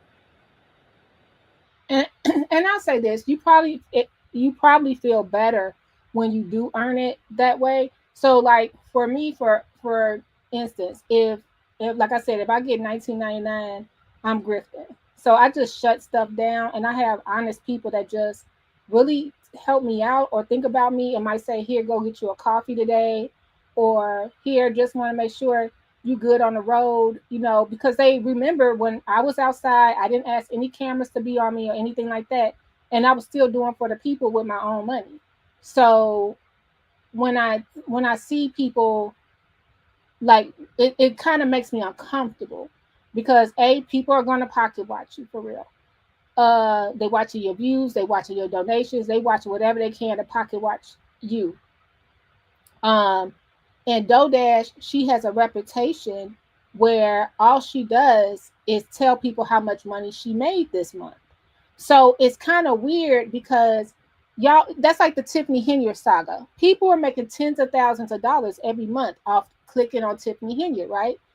But now Tiffany gone, everyone's numbers gone down. They don't know what to do, because you're not talking about this evil snow queen of Dolton, right? So Dodash, who was so transparent with us, 1 month she got $10,000. 1 month she got you in the apartment. You said somebody donated you a car. You have to just balance it. You know what I mean? And she's had a running channel. It's not like her channel's been shut down. From what I see, her channel's been running the whole time. So she didn't have like a hiccup with YouTube. But a lot of y'all are like, yeah, they dogging you. Let me tell you something. God prepared me for all this. Choose it. You know what? If you don't ask for help, sometimes you'll suffer yourself. So if you don't ask for help and you have to handle things, sometimes it brings more stress on yourself. And if you have a different kind of like flare out with your nervous system or anything like that, like I know I have it with Graves, it changes your life. It changes your life. So now you down for a whole week. You can't work. You can't get your car together. You can't do nothing because now you're in the hospital because you're overstressing about simple things, and we all got a habit of that because we all supposed to be Black, strong women, right? It hurts. I'm human, but there was a preparation here for all of this. And it started with me putting myself out there and raising money for my surgery. That's when I noticed, people hate you for raising money. They gonna hate you unless it's something drastic that you need it for. But if you just need it, to better your life so that you can actually have a better life, so you can actually give back more to people by having this thing done, people gonna hate you. And I'm like, I was prepared. And now I'm at a point where like the hate is at the ultimate high. And a lot of y'all couldn't handle this. A lot of y'all want a normal life with no hate.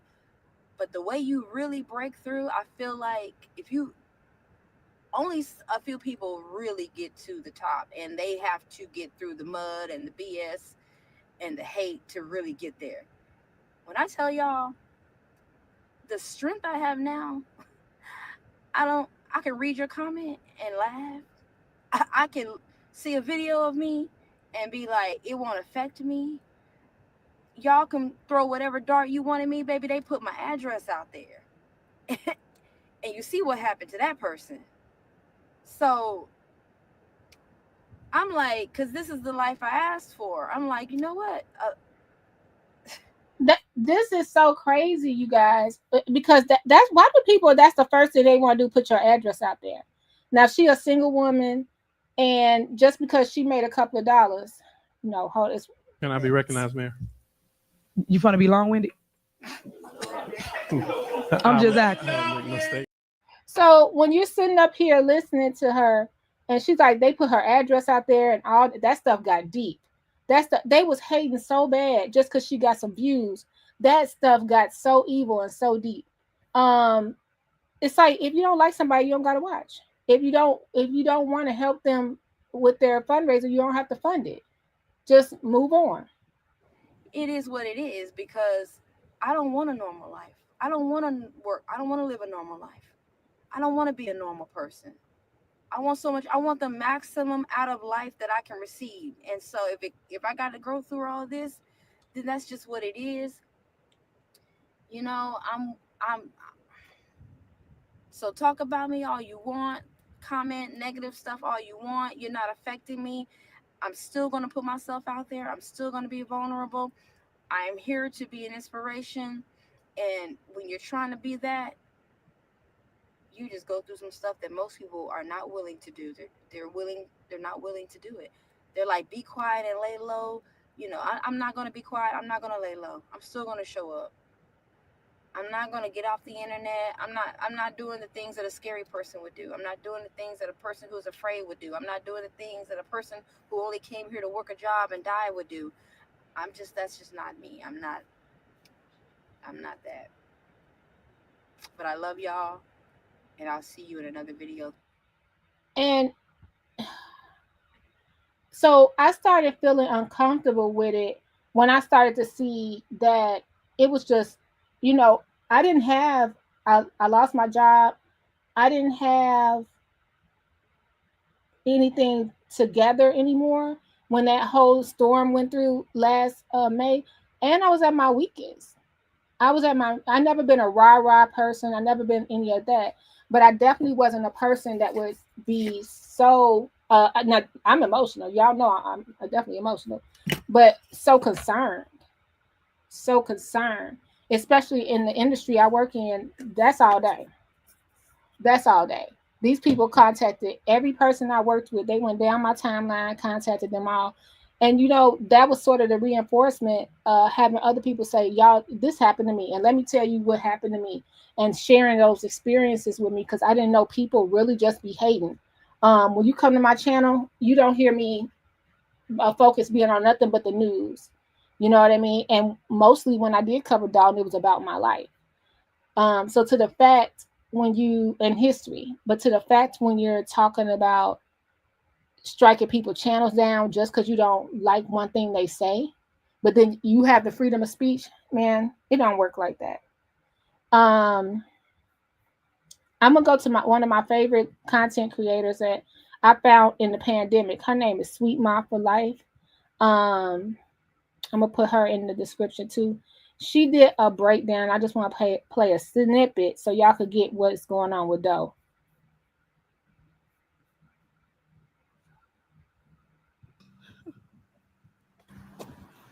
Oh my God, I'm so tired. What's up, friends, foes, and subbies? I am back to talk about DoorDash. 8 months ago, I made 2 videos exposing all the red flags that I personally saw in DoorDash. If you guys didn't see it, please go check it out. I did 2 actually, For the Love of Doe and DoorDash Exposed, something like that. But in the video, I just show a bunch of red flags that I've seen. If you're a DoorDash fan, this video just might piss you off, but I'm going to do it anyway. I like when she gets her commentary. She is so pretty. Let's go to this next video because she had the clips. I was a bully. And you know what? I felt like there was no need for me to continue. I said what I said. And when she fucks up, I'll be back to let you guys know I told you so.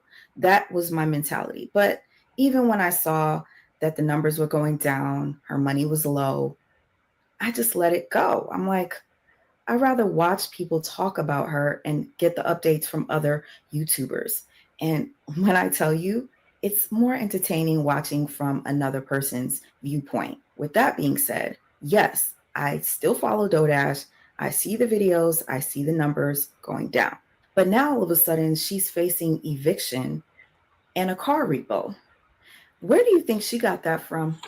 Just in case if you don't know, there's a guy out here, another panhandler by the name of Dante London. Let me tell y'all let me know how you feel about this, because this is like on the side of TikTok and YouTube, and I agree with you, Choose. YouTube is getting really weird, but this is on that side where I'm like, now that I'm learning the game with what people do for clicks and stuff like that, now I'm learning it. I'm like, this is a land as old as time or something. Look at this dude. Every day he live, and he's live or doing a video, and we're getting kicked out, and everybody's tuning in just to watch the downfall or to help. And that's the same thing now. DoorDash has linked onto that. And it could be true. It's nothing scarier than losing the roof over your head, y'all.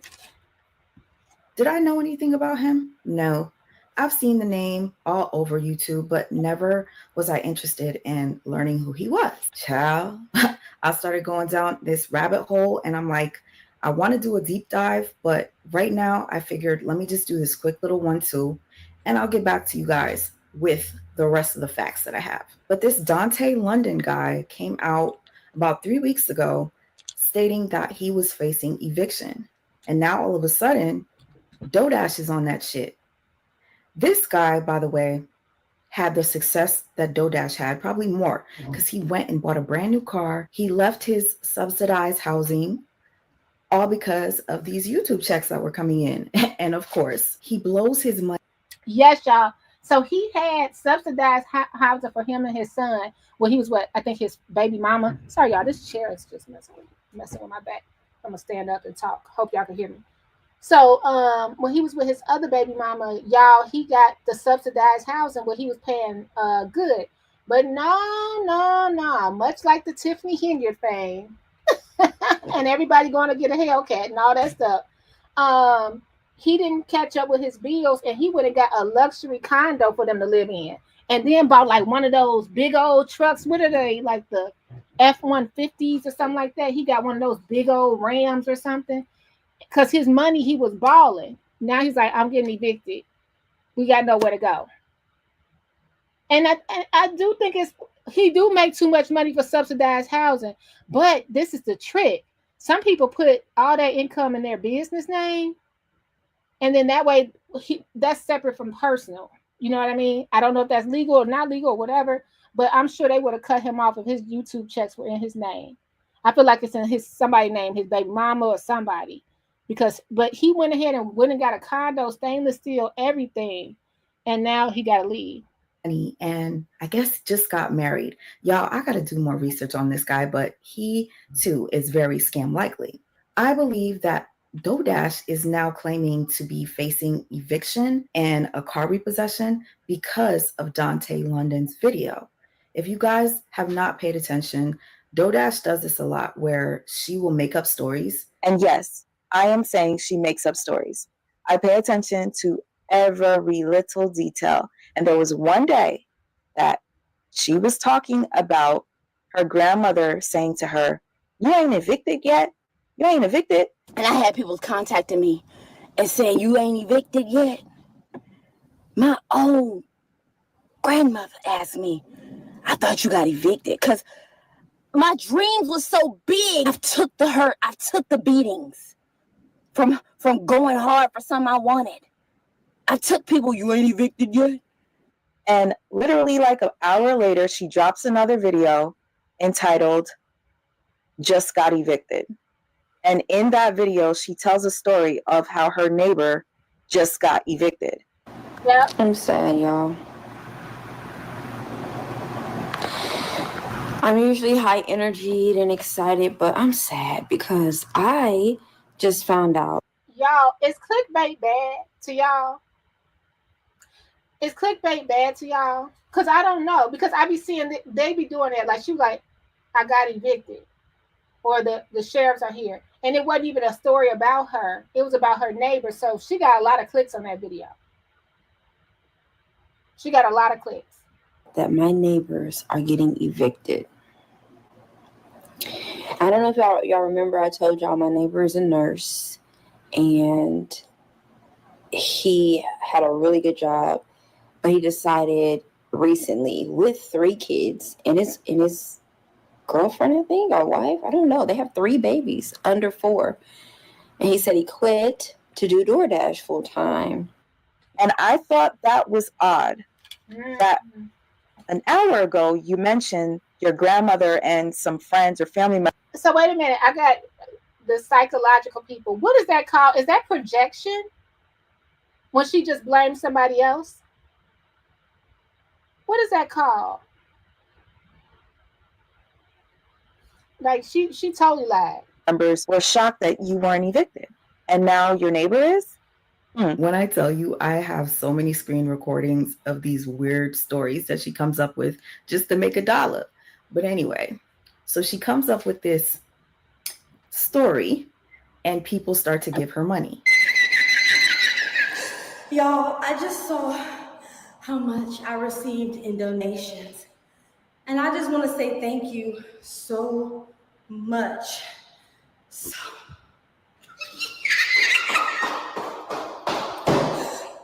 Oh my God. So I was able to get $700 in donations. You know that people was mad when they heard that. But wait a minute. So I can't say Tiffany is in my living room and everybody running my channel and click on it. And then I just got Tiffany in your food box or a cardboard cutout. Okay. Dang. I thought we was on one. I thought we was on one, y'all.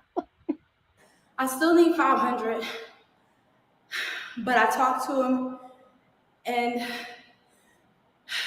they gave me a hard time. So I've been talked about so much and ridiculed so much. You know what? I don't even care no more.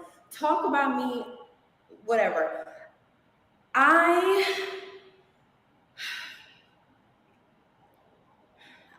still just need $500. I don't care what nobody say. I'm not about to. It hurt me for a second, but I was like, you know what? They're already talking bad. They're already saying stuff. So you know what? I'm gonna keep receiving donations. I'm so tired. I be trying, y'all. I be really trying. I be trying my hardest. I be trying my hardest to show a positive, to keep going. But it's like when I blew up on YouTube, everybody started coming against me. Everybody want to see me fail. They want to see me fall. They want to see me give up. They want to see me down and out. I don't get it. As usual, dry begging. I don't get it. Why are y'all so pressed on trying to make me lose? My YouTube revenue literally went down because of y'all's hate and because y'all believe them and y'all want to tear me apart. And now I'm about to lose everything. My main source of income, y'all, I'm about to lose it. All because of haters trying to tear. I don't know. She okay. So this is the issue. A lot of people just want to be content creators because they feel like it's easy. Like I'm doing this stream, but it wasn't until I was watching Shay at night, and I had stood up this whole. I think he was on for like 5 hours, and it was a really good live stream. And I was watching it, and then I was at work, and the next day, we were watching it on set, watching Shay, and I realized then I'm not a streamer. I didn't know the difference. I'm like, oh, I'm just going live. But I realized watching what he was doing, I'm not a streamer. I can't do it. You know what I mean? Like to keep your audience engaged, keep your numbers up, to talk about things, and it makes sense to all the different dynamics in your chat. That's a talent. I think I could do little cute, funny videos. That's what I like to do. You know what I mean? So that's why I was like, you know, I'm gonna change the way I'm doing it. I like to interact with you guys, but I think DoDash, going back to her and other content creators like Dante London or me, I can't quit my job and say I'm a YouTuber. It's not guaranteed. You see how all that whole lawsuit, you know, what's that, September 3rd is the date? Huge lawsuit, federal court, for them taking away your income and people playing games behind the scenes for stuff like that. So this whole thing, especially the stuff we went through, just think about it. Nobody got struck down but me and Shay. No, Critical did too. Critical got striked. I feel like somebody else. Rico got demonetized, right? It was other people talking about what was happening on their channels. But it was only the group that didn't do what the other people wanted us to do. Only the group that said, well, wait a minute. If 1 + 1 = 2, why is it a 4 over here? You know, it was just like, it doesn't make sense. You can't just tell me anything. What's up with those kids' book bags this year? But I digress. Me down. I used to hear people say it's hard for a Black woman, you know, and all I am is positive. All I am is encouraging.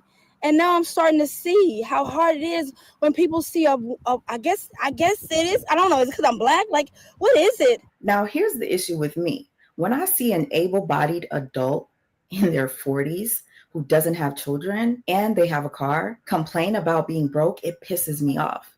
I have a special needs child who is physically disabled in many ways. And I don't have either one of those things, but you don't see me coming on here begging, dry begging, crying, playing victim. When I see it, like I said, it irritates me. So I'm going to talk about it. You guys feel free to do what you want with your money because it's yours. But when creators come out and they want to expose scammers, it's to help those who are working hard for their money and falling for this bullshit ass trap. That's what I don't understand sometimes when people be like, quit your 9 to 5 and join YouTube. Well, if we didn't have working class people, educators, people that do go to work every day, where do you think your donations coming from? I don't think only 2 YouTubers have donated to me before. My YouTube donations or tips and stuff come from people not even close to YouTube.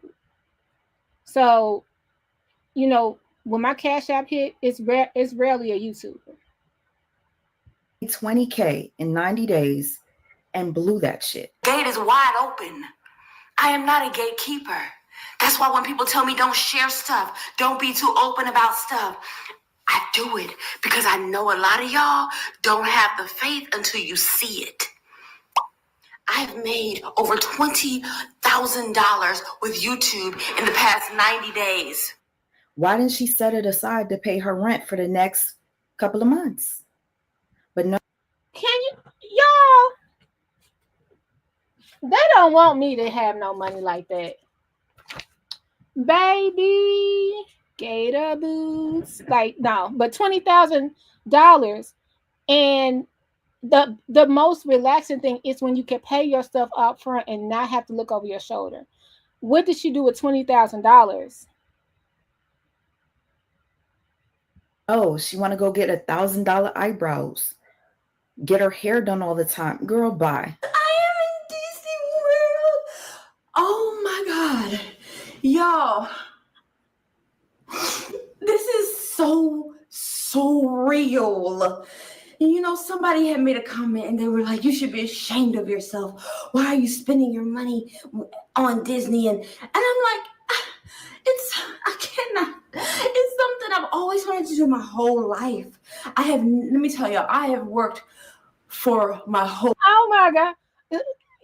Scott and Choose, I got to separate y'all. This is the classroom. I got to separate yours. Separate y'all. Napoleon gave out bonnets, purple bonnets with the gold Thornton Township. Life. I'm 42 years old, and I have only worked to pay bills. I don't work to take vacation. I work to pay bills. I work to keep my car payment going. I work to keep my rent. I work to keep my phone bill on. I work to pay bills. I've never had money to where I could take a vacation, because all I know is working to pay bills. And to be able to be monetized on YouTube and to like YouTube, I can't even talk.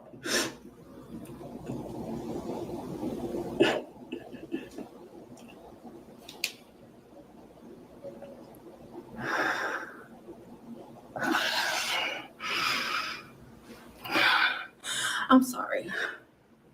And you know what sucks? Okay, a lot of these channels, they have an older audience. My demographics start with like 20, I think it's like 28 to maybe 55 or something like that. We'll go over it. But I don't have like a more elderly crowd. Now, when I talk about Dolton, my 60 plus pop up. And I think DoorDash has that, because let me tell you, the seniors, and it's no disrespect, the seniors like to get involved. And when they get involved, that's where a lot of people get their donations from, a lot of seniors. I've been noticing that, because that'll be in there like, oh, I'm 55, and in her chat, they'll be like, I'm 55 years old and I'm gonna quit my job tomorrow. No, finish, get your pension. You can still DoorDash on the weekends, YouTube on the weekends. I only know work to pay bills. Where are the tears? Where? So when I got monetized on YouTube and I got. Hey, exactly, Erica. So good to see you. So what? The spa? She had a spa day, and then she went to the Caribbean. My girl she went to Disney, the spa, and the Caribbean. So rent money gone. You pay your bills before you leave. It's nothing like coming back home to the same problems. It's not gonna go away. You're gonna enjoy your vacation. Come home, your stuff gonna be on a curb. No.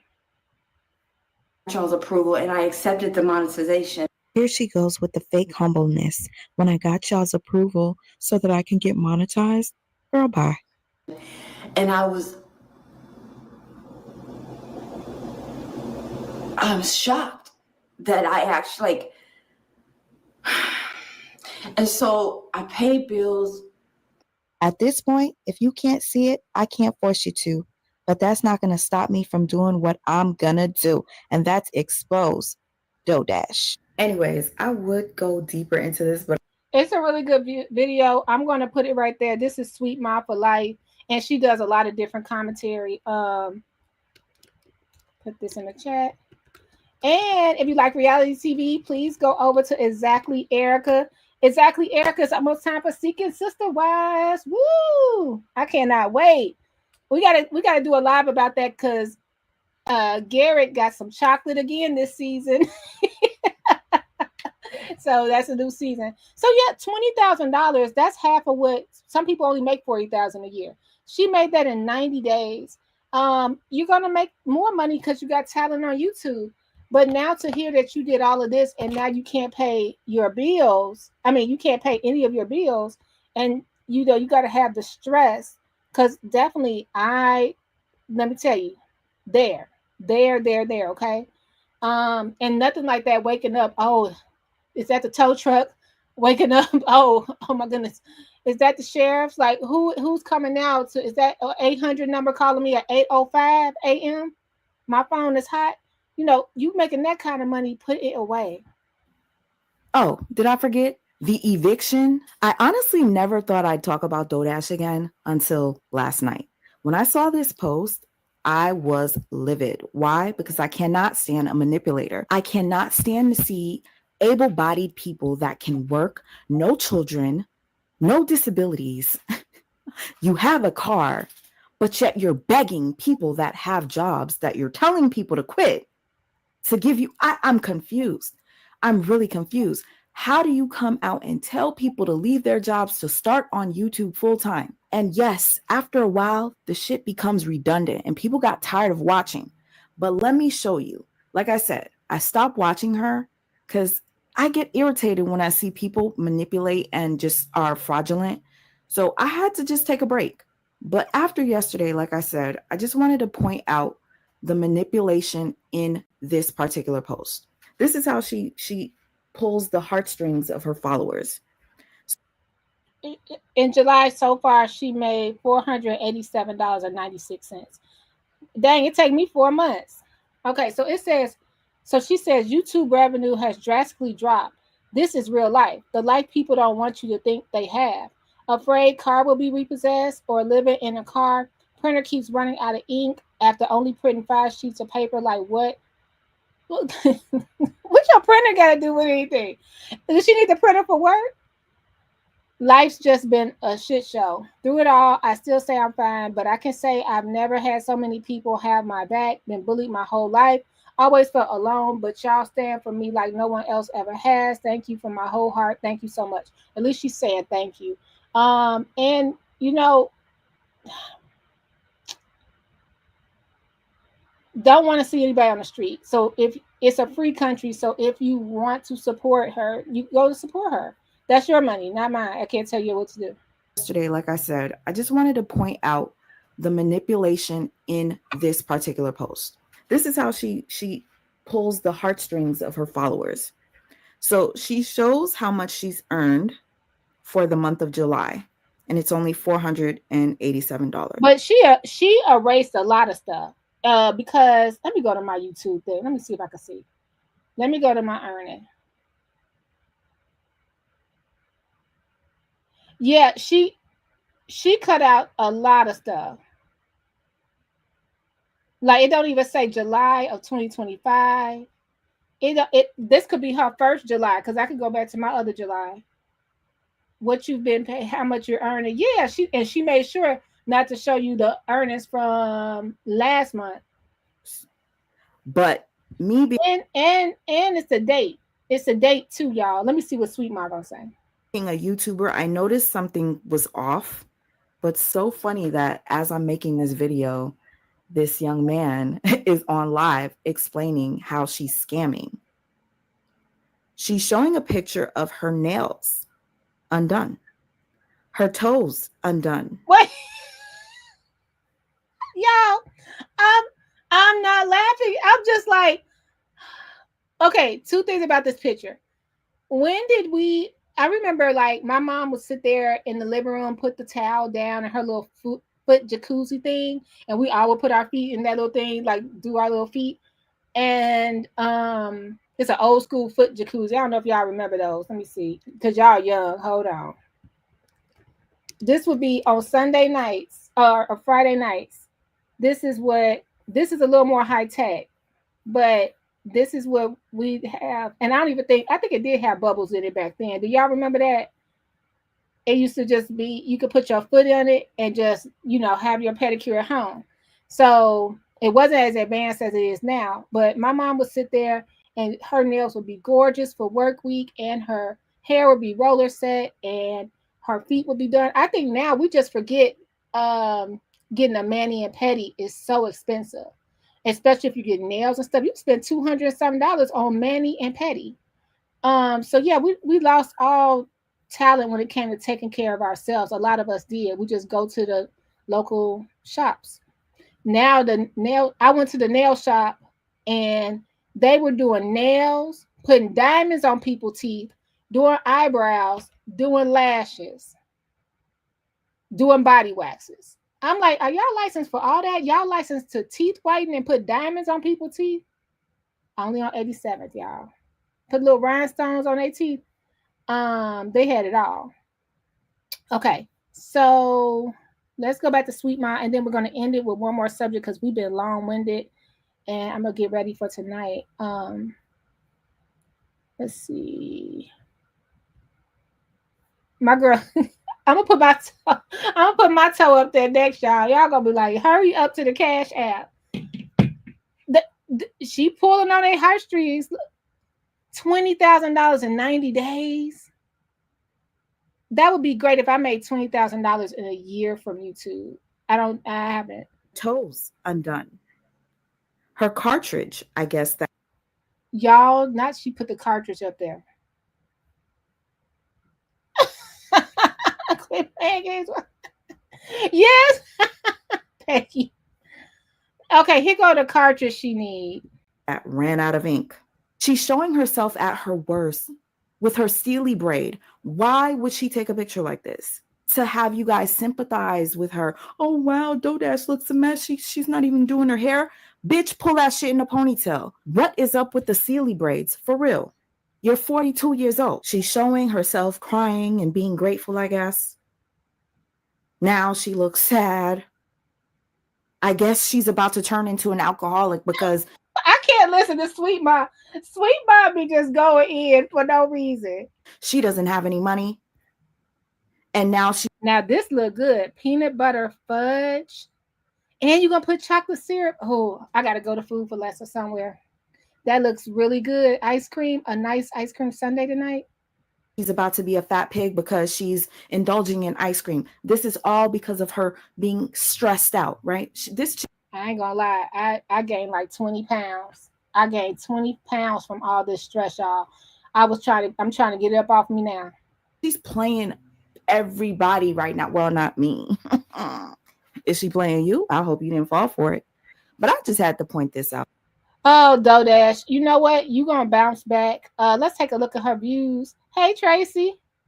Let's go look at Dodash is going to, she just grew overnight. Out of nowhere, she got that algorithm and she hit it running.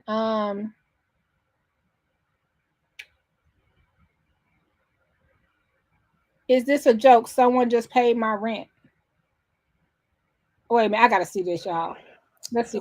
I know I'm looking crazy. I'm sorry, but I received it. Oh my God, I received $1,000 to pay my rent. I'm sorry, I'm whispering because it's 5 o'clock in the morning. But whoa! So somebody sent $1,000 to pay her rent, and so if she got $1,000, $19.16 was all she had in her account. Been there, girl. I'm not judging.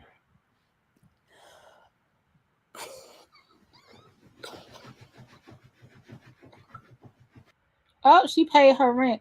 Her rent was $845. Oh, that's the rent balance. Okay.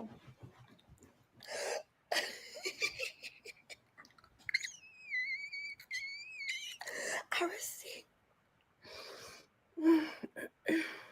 You know what? You never know who's listening, though. I don't try to be like I know everything because I don't know this lady's life. It was just an interesting watch, and I'm actually everybody's making videos about it, and it's driving more content to her channel as we speak, more traffic. But I don't want nobody on the streets. Let me tell you, I have had some angels. Like I would be asleep, wake up in the morning, and someone just did something so lovely for me, out of nowhere. Like, I'm just thinking about you. Bam, here you go. Get you some coffee today. Bam, here you go. Make sure you have gas in your car. Just sweet people I met along the way, and they don't have to do that.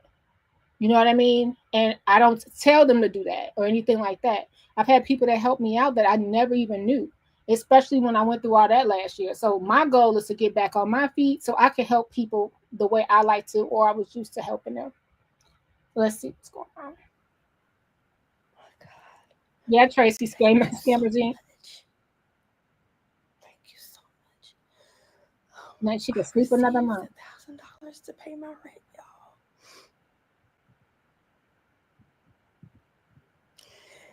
And not only that, I'm so tired of crying. I know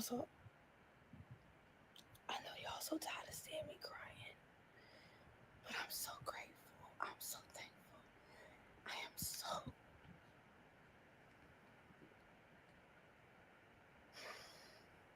Because I did not want an eviction. I did not want an eviction on my credit. I did not want to be evicted.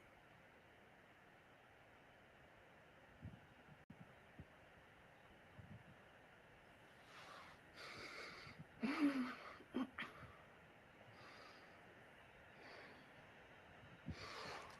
sorry. Thank y'all so much. And not only that, but I checked. Oh my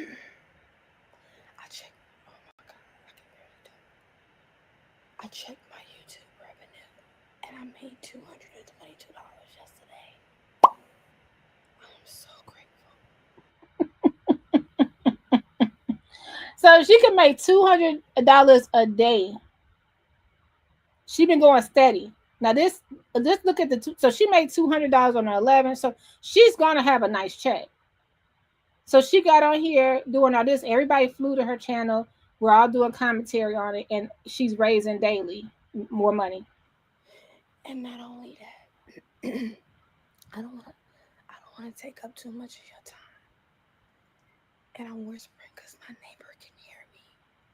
Y'all, my neighbor is so quiet, but she's so nosy. I was in my bathroom one day, and I was just talking, and she hit my ceiling. And I'm like, I'm just talking. Let's go down the vent. And then I dropped something. And she said, "Are you okay?" And I'm like, what? That's a nosy neighbor. How is it that I can hear my neighbor? Hair product, money. I was hitting curbs, y'all. One day I was $2,000 with my hair products since mentioning it. I think 2 weeks for what Okay. I have. So check out DoorDash. I just wanted to see. So she did that one day ago. It's got 6,000 views on that.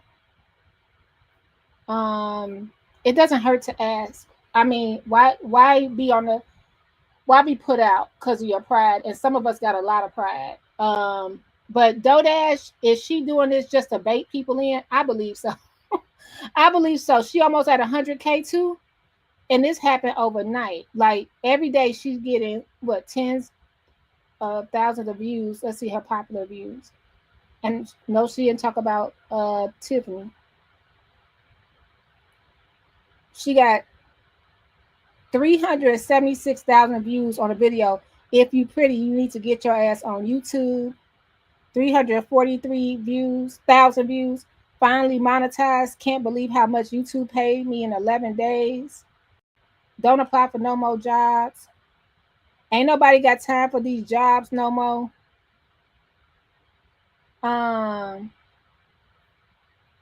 She never made this much money in her life. And that's how she started every video. I'm so grateful. Making $8,000 this month. So in October, she made $7,750.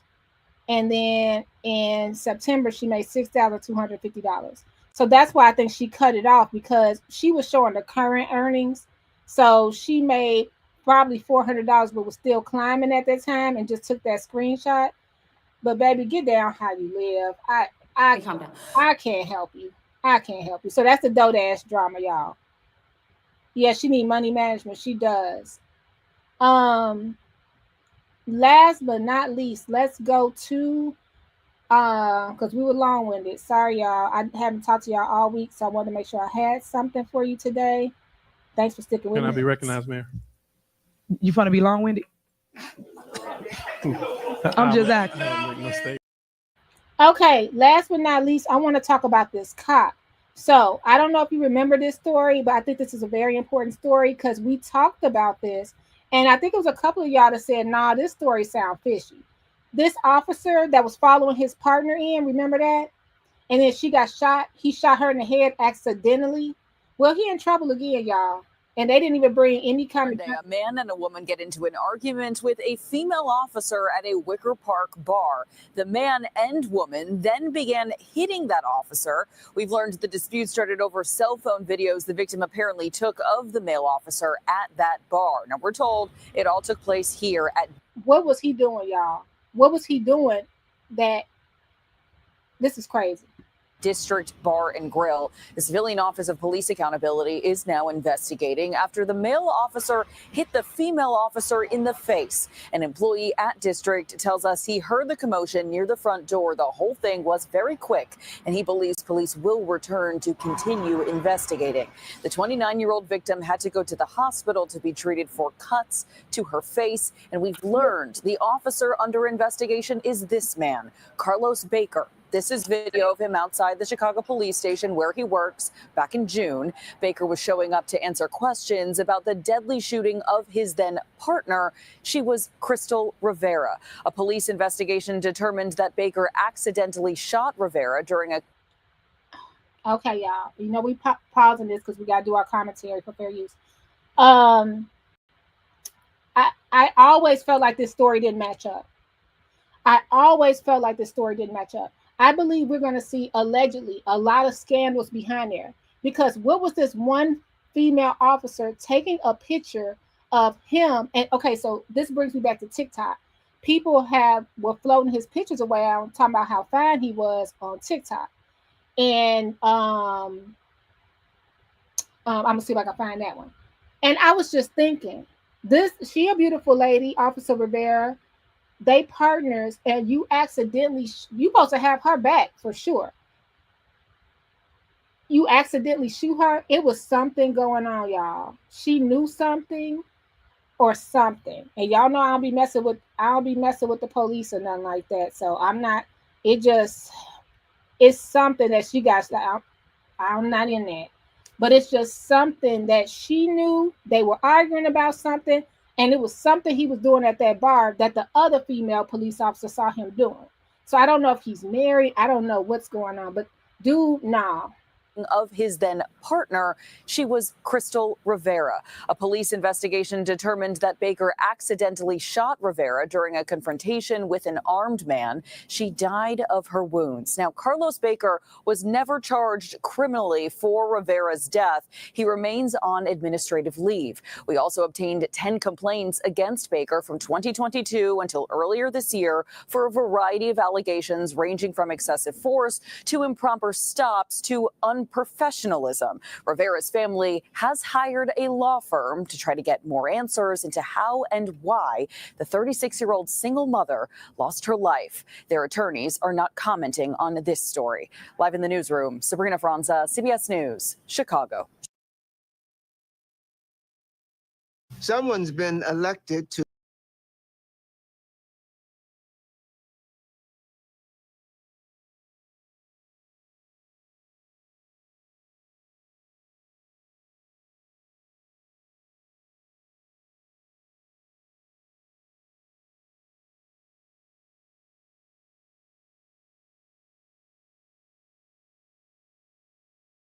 I'm sorry, I'm talking. Hey, y'all. So let's play this TikTok clip too. I want to share this with you guys. So let me tell you, it don't stop there. This fool did this. This is we need Olivia Benson over here for this. Now this him out and about.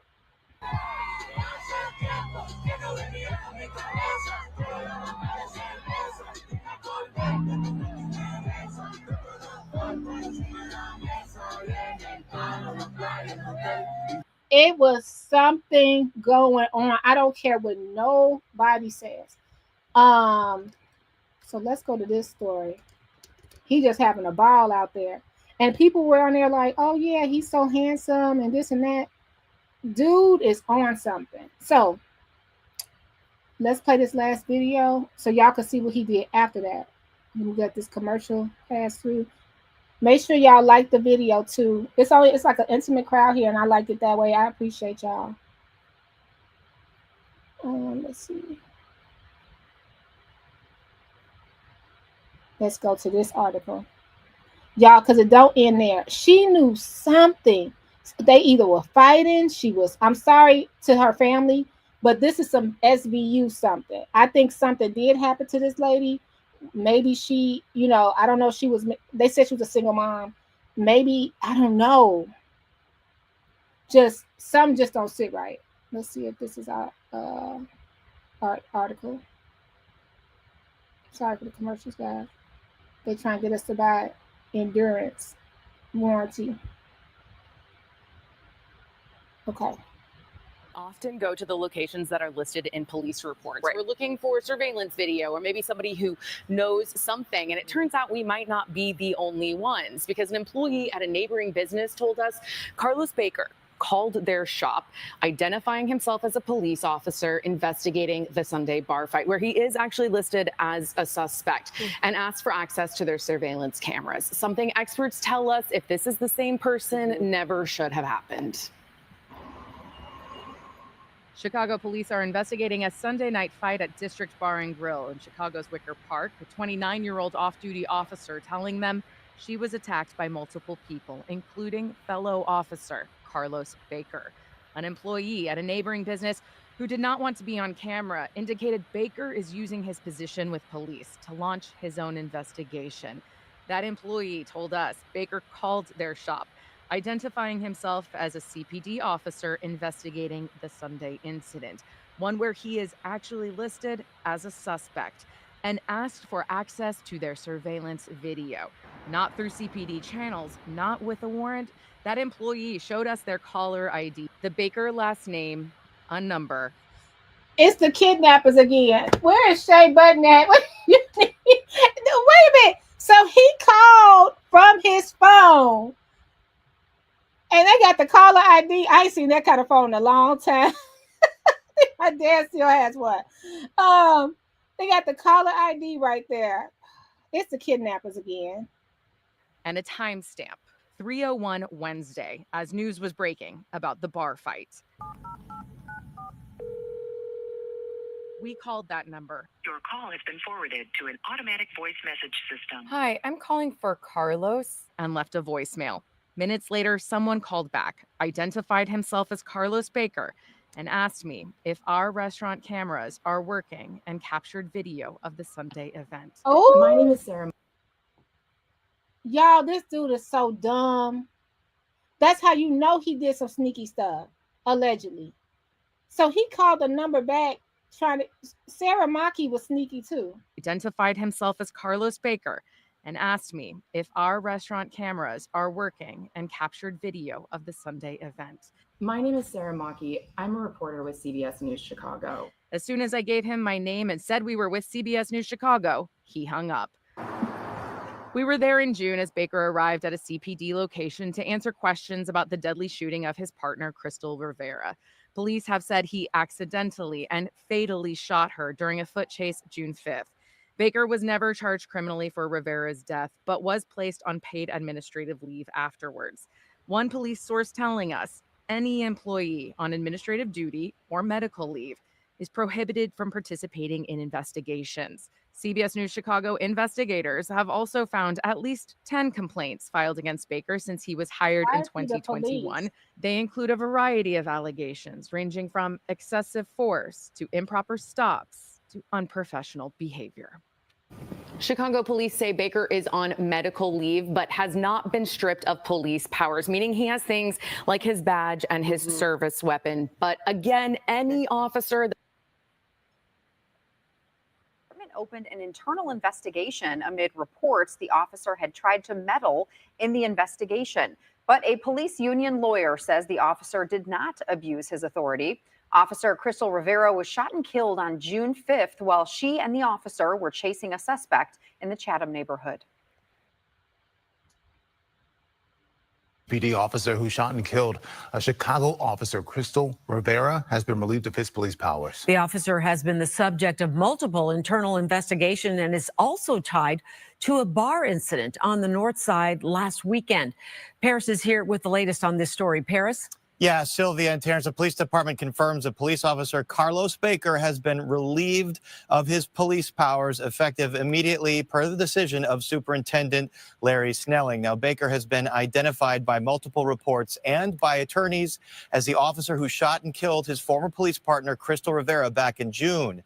The Illinois Answers Project and Sun-Times report that this officer has had numerous complaints against him throughout his career, most recently this past weekend at the district bar on North Milwaukee, August 10th. That's where Baker is alleged to have battered a 29-year-old female victim before leaving at 11 p.m. Now, the victim suffered lacerations to the face. There is no one currently in custody for that. Now, sources say CPD's action today is related to an internal investigation into that incident. A CBS 2 report said Baker allegedly tried to interfere by calling the restaurant, telling them that he was the officer investigating and trying to obtain any video footage.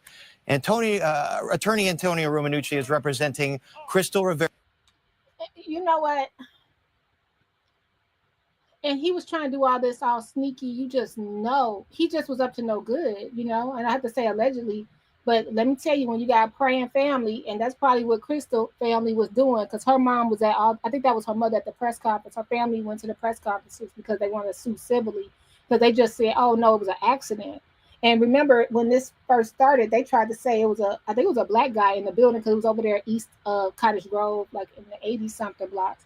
And they were like, oh, it was one of them. Then when they couldn't pin it on them, that's when the officers, it was like he accidentally shot his partner. She knew something.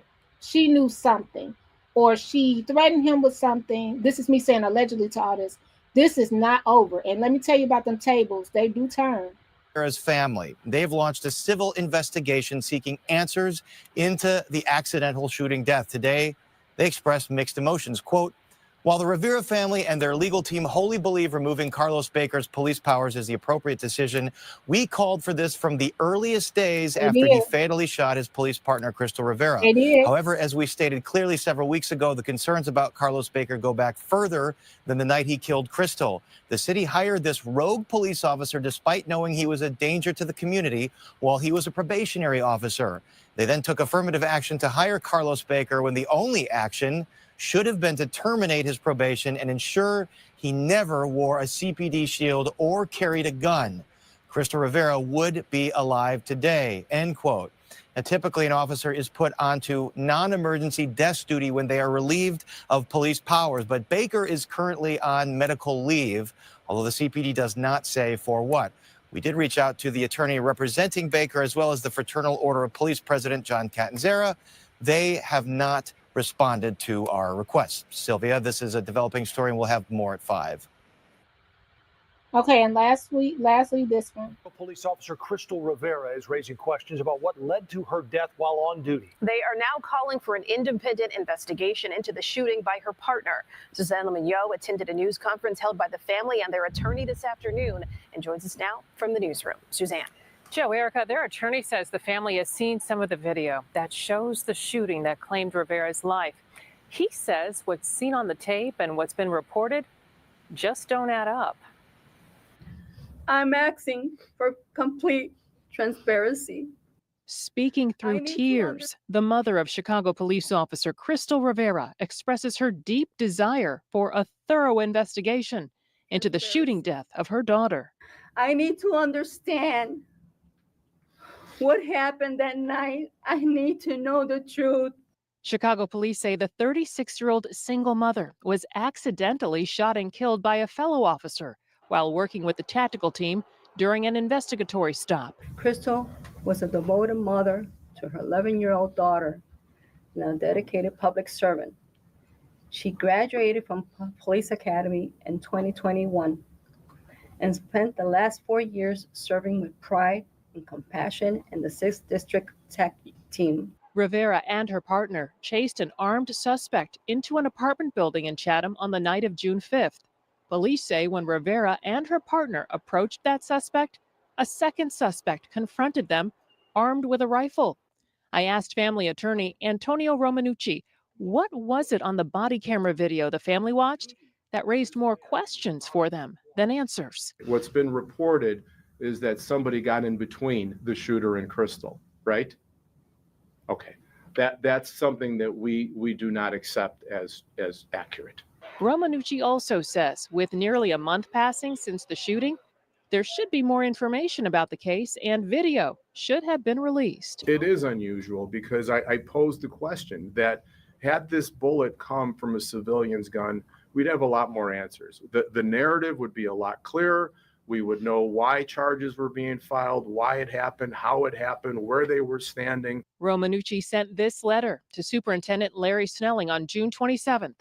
In the letter, he's asking for an independent investigation into Rivera's death to be done by Illinois State Police, the release of all unedited body and dash camera footage, along with the full personnel file of the officer who fired the shot that took Rivera's life. The CBS News Chicago investigators found at least 10 complaints against this officer. We're not naming him because he has not been charged with a crime in this case. Meantime, when asked for comment, Chicago police told us the COPA investigation remains active and the officer involved will remain on administrative duties past the 30-day administrative period. In the newsroom, Suzanne Lemignot, CBS News, Chicago. Thanks, Suzanne.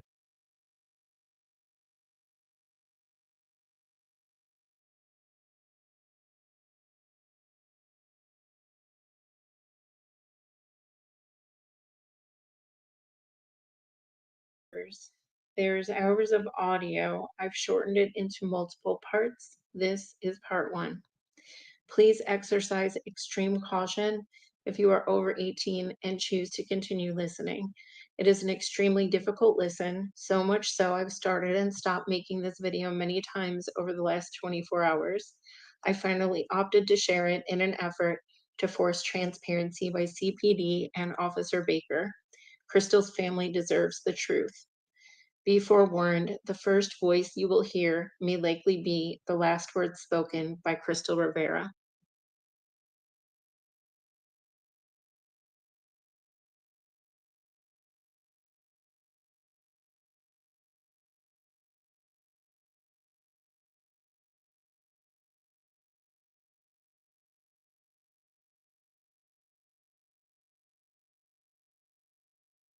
Y'all, I'm sorry. I'm muted again.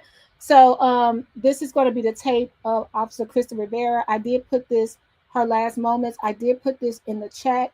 I just, I get a lot of emails about covering this story. I didn't even know her daughter was only 11 and, you know, she was going through this. This man went ahead and put his hands on another police officer. So he definitely got an issue there. I wonder what was in that camera phone that he wanted so bad. Was it the dispatch call that we're about to listen to a little part of it? Very, very interesting. So we're going to hear where, and I put the link so you guys can follow along because it's 8 parts. I won't have time today. But where she is asking for help and their radio, the dispatcher did so great. They're radioing for her partner and you can't find him.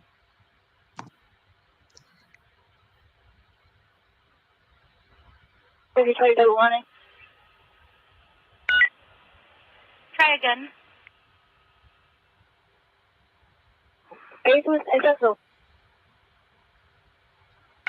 Female unit, try again.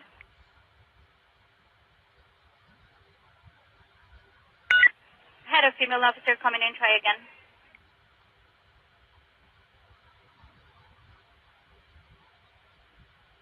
I heard drugs. Yeah, for somebody's A2 in drugs. I don't know who it is.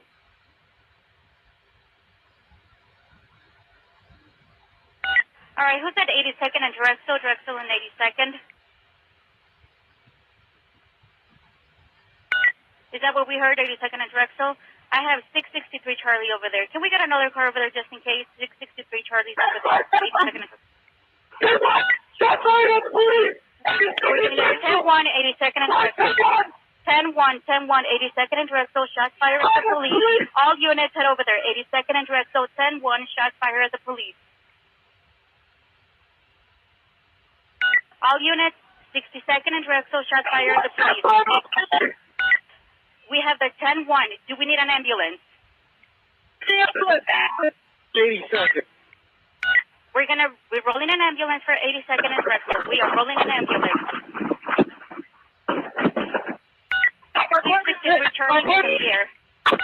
We have an officer shot. 10-1, 82nd and Drexel. Officer shot, 82nd and Drexel. 10-1. All units head over there. 82nd and Drexel. I can't get my partner. I'm upstairs. Roll the SWAT team. Roll the SWAT team. All right, 10-4. All units head over there. 663 Charlie. We're rolling an ambulance for your partner.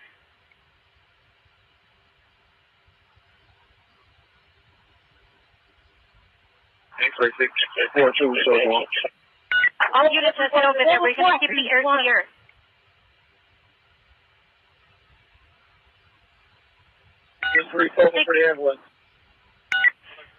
Ambulance is rolling for 663 Charlie. Ambulance is rolling. We have an officer shot. 663 Charlie. Go ahead. You have the air. Are you running behind anybody?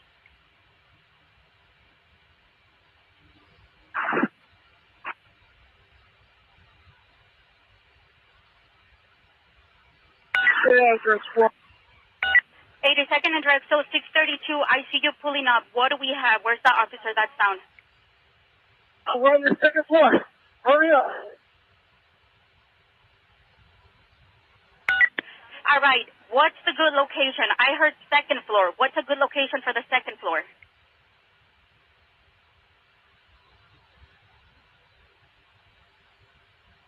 Did somebody say they're on the second floor? I need a good address.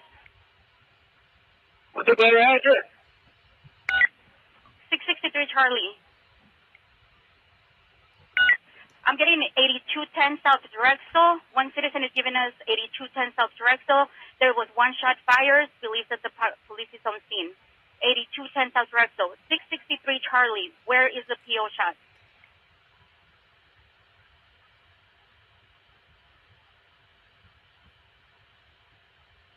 Well, they can't start rolling that PO to the hospital. Now. All right, 632. 632. Did we find the officer that's found? Can we start self-transporting? My partner's not reported. They're taking over University.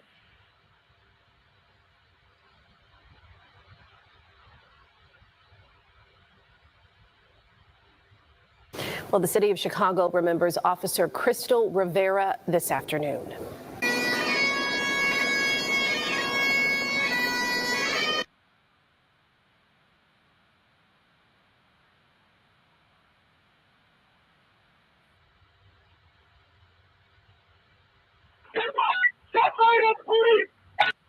We're going to UFC. We're going to UFC. Sorry, guys.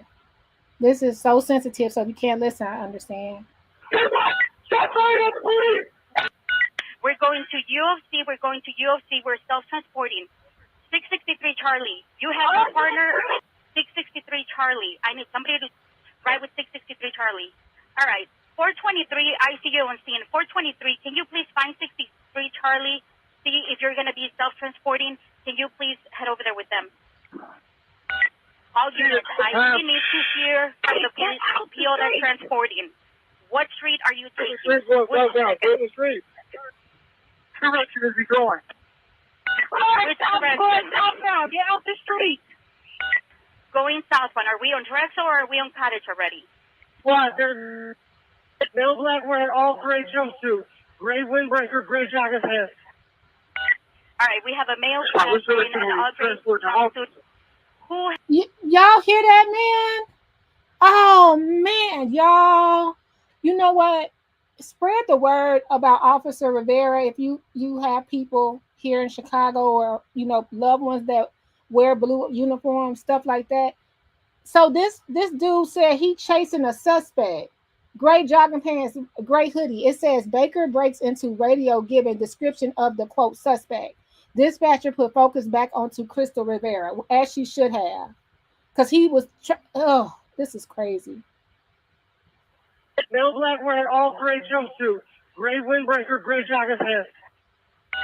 All right, we have a male black wearing an all gray jumpsuit. Who has the officer? I need directions for the officer. Which way are we going to UFC? Who has the officer? Go, girl. North on Cottage. North on Cottage. All right, we're taking North on Cottage all the way to what, 55th or 57? 663 Charlie. Do you have the PO? I see your GPS. Is that you with the PO? Oh boy, we're following them. We're passing 79 right now. We're north. I'm still on Cottage. Yeah, 79 North on Cottage. Cottage is closed on 74. Cottage is closed on 74. All right, Cottage is closed on 74. Charlie, go ahead. Firearms in the house. We cleared the house. They ran out the back. Do you have an address? That's west of 3rd District. No, we're coming. Sorry, y'all. I gotta pause this. It says, so y'all could see this. Baker tells dispatch, we cleared the house, and they ran out the back. Why is he not with his partner? She said, why isn't he with his partner en route to the hospital? Yeah, because she would have woke up, she would have had something to say. That's west of 3rd District. No, we're coming. They know. Well, get the helicopter off. We're up, we're overhead. What are we looking for? Where are we looking? That's the helicopters, y'all. All right, 663. A2 address area. A2 address area in the alley. 4261 Charlie. The house. One's a rifle, one's a pistol. The whole apartment's cleared. We just entered the area. He might have gone out to the back in the alley. We have one male that might have ran up from the back in the alley, 82nd and Drexel, armed with one rifle, one pistol. Can I get a description? Somebody else had said a gray jumpsuit. Where is the PO? Wait a minute now. So is somebody running? I thought he cleared the area. So he's saying somebody running down, and y'all forgive me, I'm not trying to make light of this situation. But anybody ever saw The Wire where Omar would carry his rifle in his trench coat? Now, if you're not from Chicago, this is on the southeast side. So like 82nd in Cottage Grove.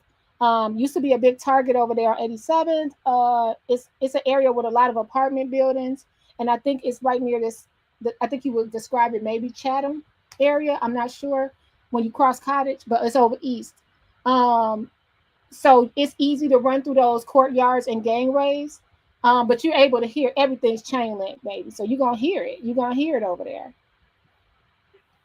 Which direction? Where are you at? 71 Cottage.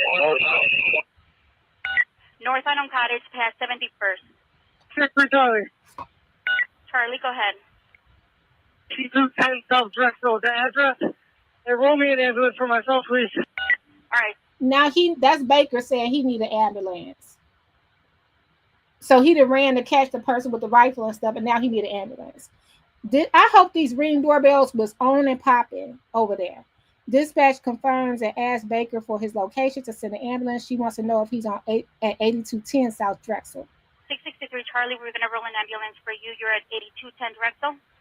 Male black with a shooter with a rifle, wearing all black, dark skin. They fled out the back door. All right, for the shooter, we have a male black, dark skin. Of course he's dark skin. He ran from the back, 8210 Drexel. Vehicle's on fire.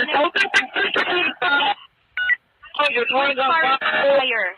Which car is on fire? Where are you on fire? Y'all, it says the vehicle transporting Officer Crystal Rivera catches fire and panic ensues on radio. So she's in the ambulance, unconscious, just got shot, and now it didn't caught on fire, or the vehicle didn't caught on fire.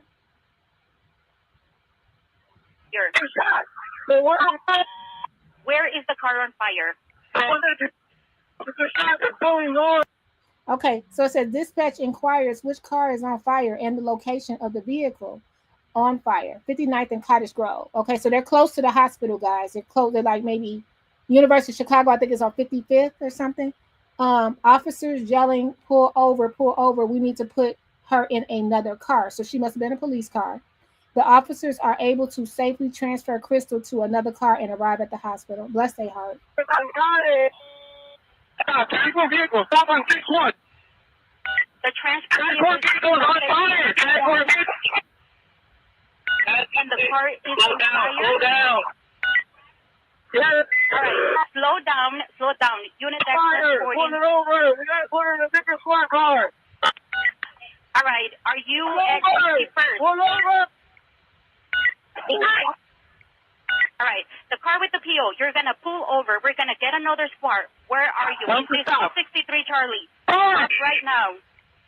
Squad, I'm pulling out. This is 663. We got to get the officer in another squad. Okay, where are you at? 59? Are you at 59 in Cottage? 59 in Cottage. 59 in Cottage. 59 in Cottage. That's where we have the officer. 421, are you there? Can you please take over? 421, are you good to take over with the PO? 621. 59 and correction, 59 and correction, 59. They're going to transport the PO to a different vehicle and they're going to head back to the hospital.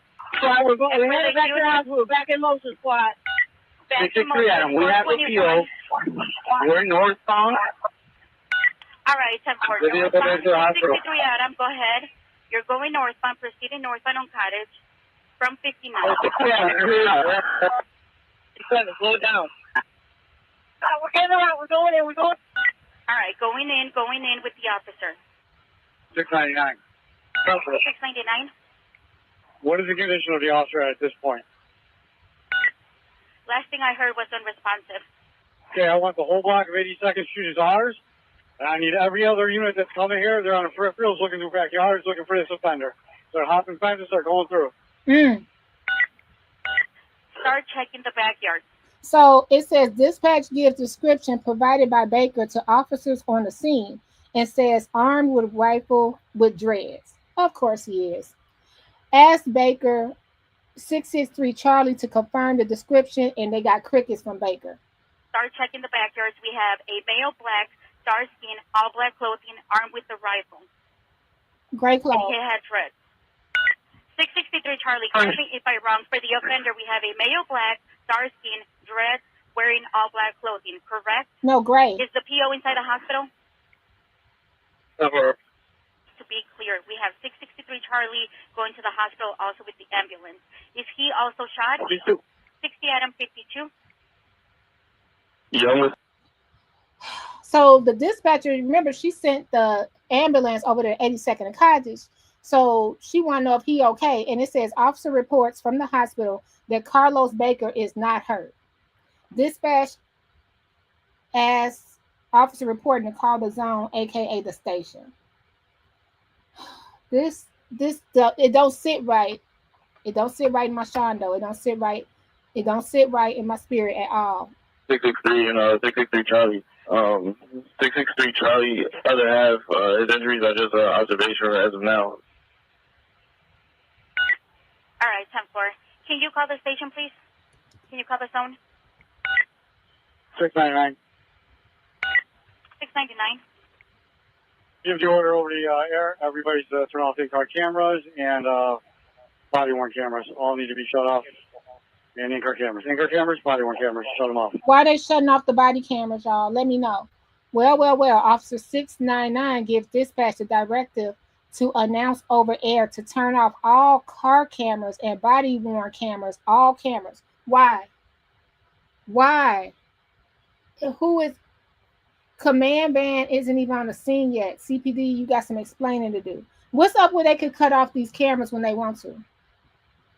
And body-worn cameras. All need to be shut off. And in-car cameras. In-car cameras, body-worn cameras. Shut them off. All right, 10-4. And for all units on scene on this 10-1, all units on scene, please shut off your all cameras. Shut off body-worn cameras. Why? All cameras are shut off now. Man, oh my! So shout out to this channel here, True Crime Re. Justice for Crystal Rivera. Are you kidding me? Are you kidding me? And let's just take a peek at the funeral. This is crazy.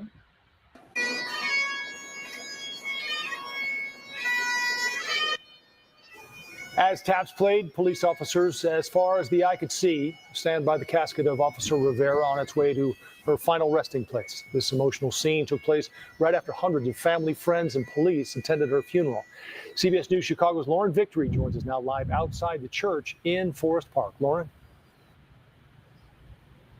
Well, Joe and Erica, there was tears and laughter. There was music playing and also lots of prayers. There was also a very special moment just steps away from here. Officer Crystal Rivera's daughter, Isabella, accepts the flag that had been draped over her mother's casket from Chicago Police Superintendent Larry Snelling. After a salute, a hug.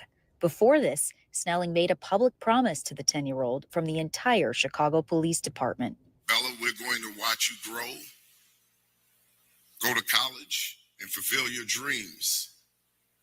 And when it happens, we'll be there. Rivera was a single parent, and many who spoke at her funeral talked about her devotion as a mother. Though she gave much to her work and goals, Crystal's number one priority was always her daughter, Isabella.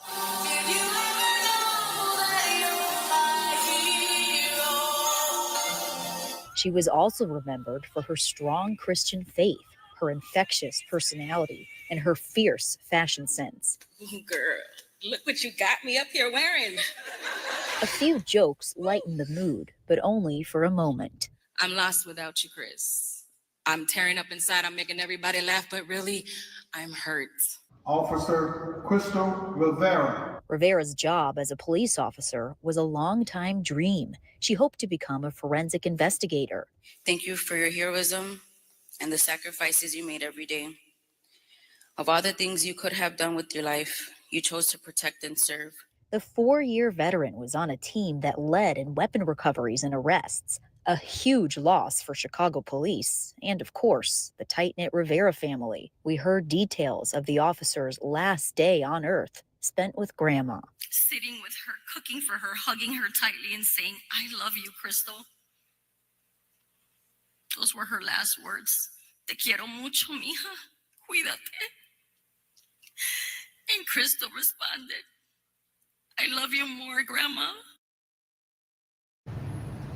Today we learned Rivera never missed a workout. She loved going to the gym, but her biggest strength was perhaps more symbolic.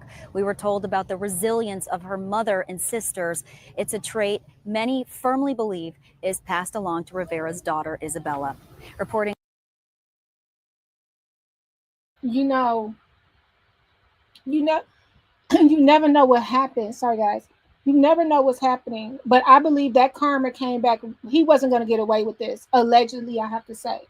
What was on that lady's phone? I cannot wait to find out. Why did they want the camera shut off? I agree with you too, Scott. I heard that was a good movie. I can't remember if I saw it, but I'm like, what is this? Like New York Undercover? Or what are y'all trying to do? Like, what did he think he was going to do? And what's so crazy, a dark-skinned guy with dreads, that's 70% of my neighborhood now. You know what I mean? And they're just walking from the store or whatever. And what if he would have caught somebody out there? Like I have to say, allegedly. And would be like, I put him down because he confessed. Like, this is just, oh, it's so sad. All right, y'all, we've been on here 2 hours and 48 minutes. Prayers to that family. We'll keep up with this story. I just wanted to check in because I haven't checked in with you guys, and I'm glad everybody's okay. And then we'll be back later tonight with Black August. And what else did I want to say? Oh, lastly, it was a story I wanted to talk about, but I didn't have time. So the lady in Louisiana, the mayor of New Orleans, she got indicted. Latoya Cantrell. Remember she had that hotel for her boyfriend, her side piece. And then didn't like her husband die and she was sneaking off with the side. It was just crazy. This whole story and the plane tickets and all of that stuff. I forgot who I was watching that was covering it. I think it was Lovely T. But yeah, she became mayor again. But this is her. I'm just talking, y'all. But this is her. If you guys want to read up on that, she got indicted. Indictment accuses Cantrell vapid years of long fraud scheme using city funds for personal relationship. She was out there spreading it low and wide. And she defrauded the city while trying to keep hidden her relationship with a police officer. She's charged with conspiracy to commit wire fraud and obstruction. Oh man, cute lipstick. So that's a story, y'all. We could do homework, and we'll be back next week to talk about it. Okay. And see. And I wonder who the whistleblower was. How did it? I don't know. You know what? We all should just ran for office. It looked pretty easy, especially here in Dolton, because nobody's running against nobody. It's super easy. So you just keep on putting your name in until you one person go in a pine box and call it a day. All right, you guys. Treat everybody cool. I'll be back. You know how I feel. Take care of yourself and each other. And thanks for being long-winded with me, okay? I'll talk to you soon. Bye. Commentary Blue Commentary Burgundy Commentary Comment Blue Commentary Comment Burgundy Blue Commentary Blue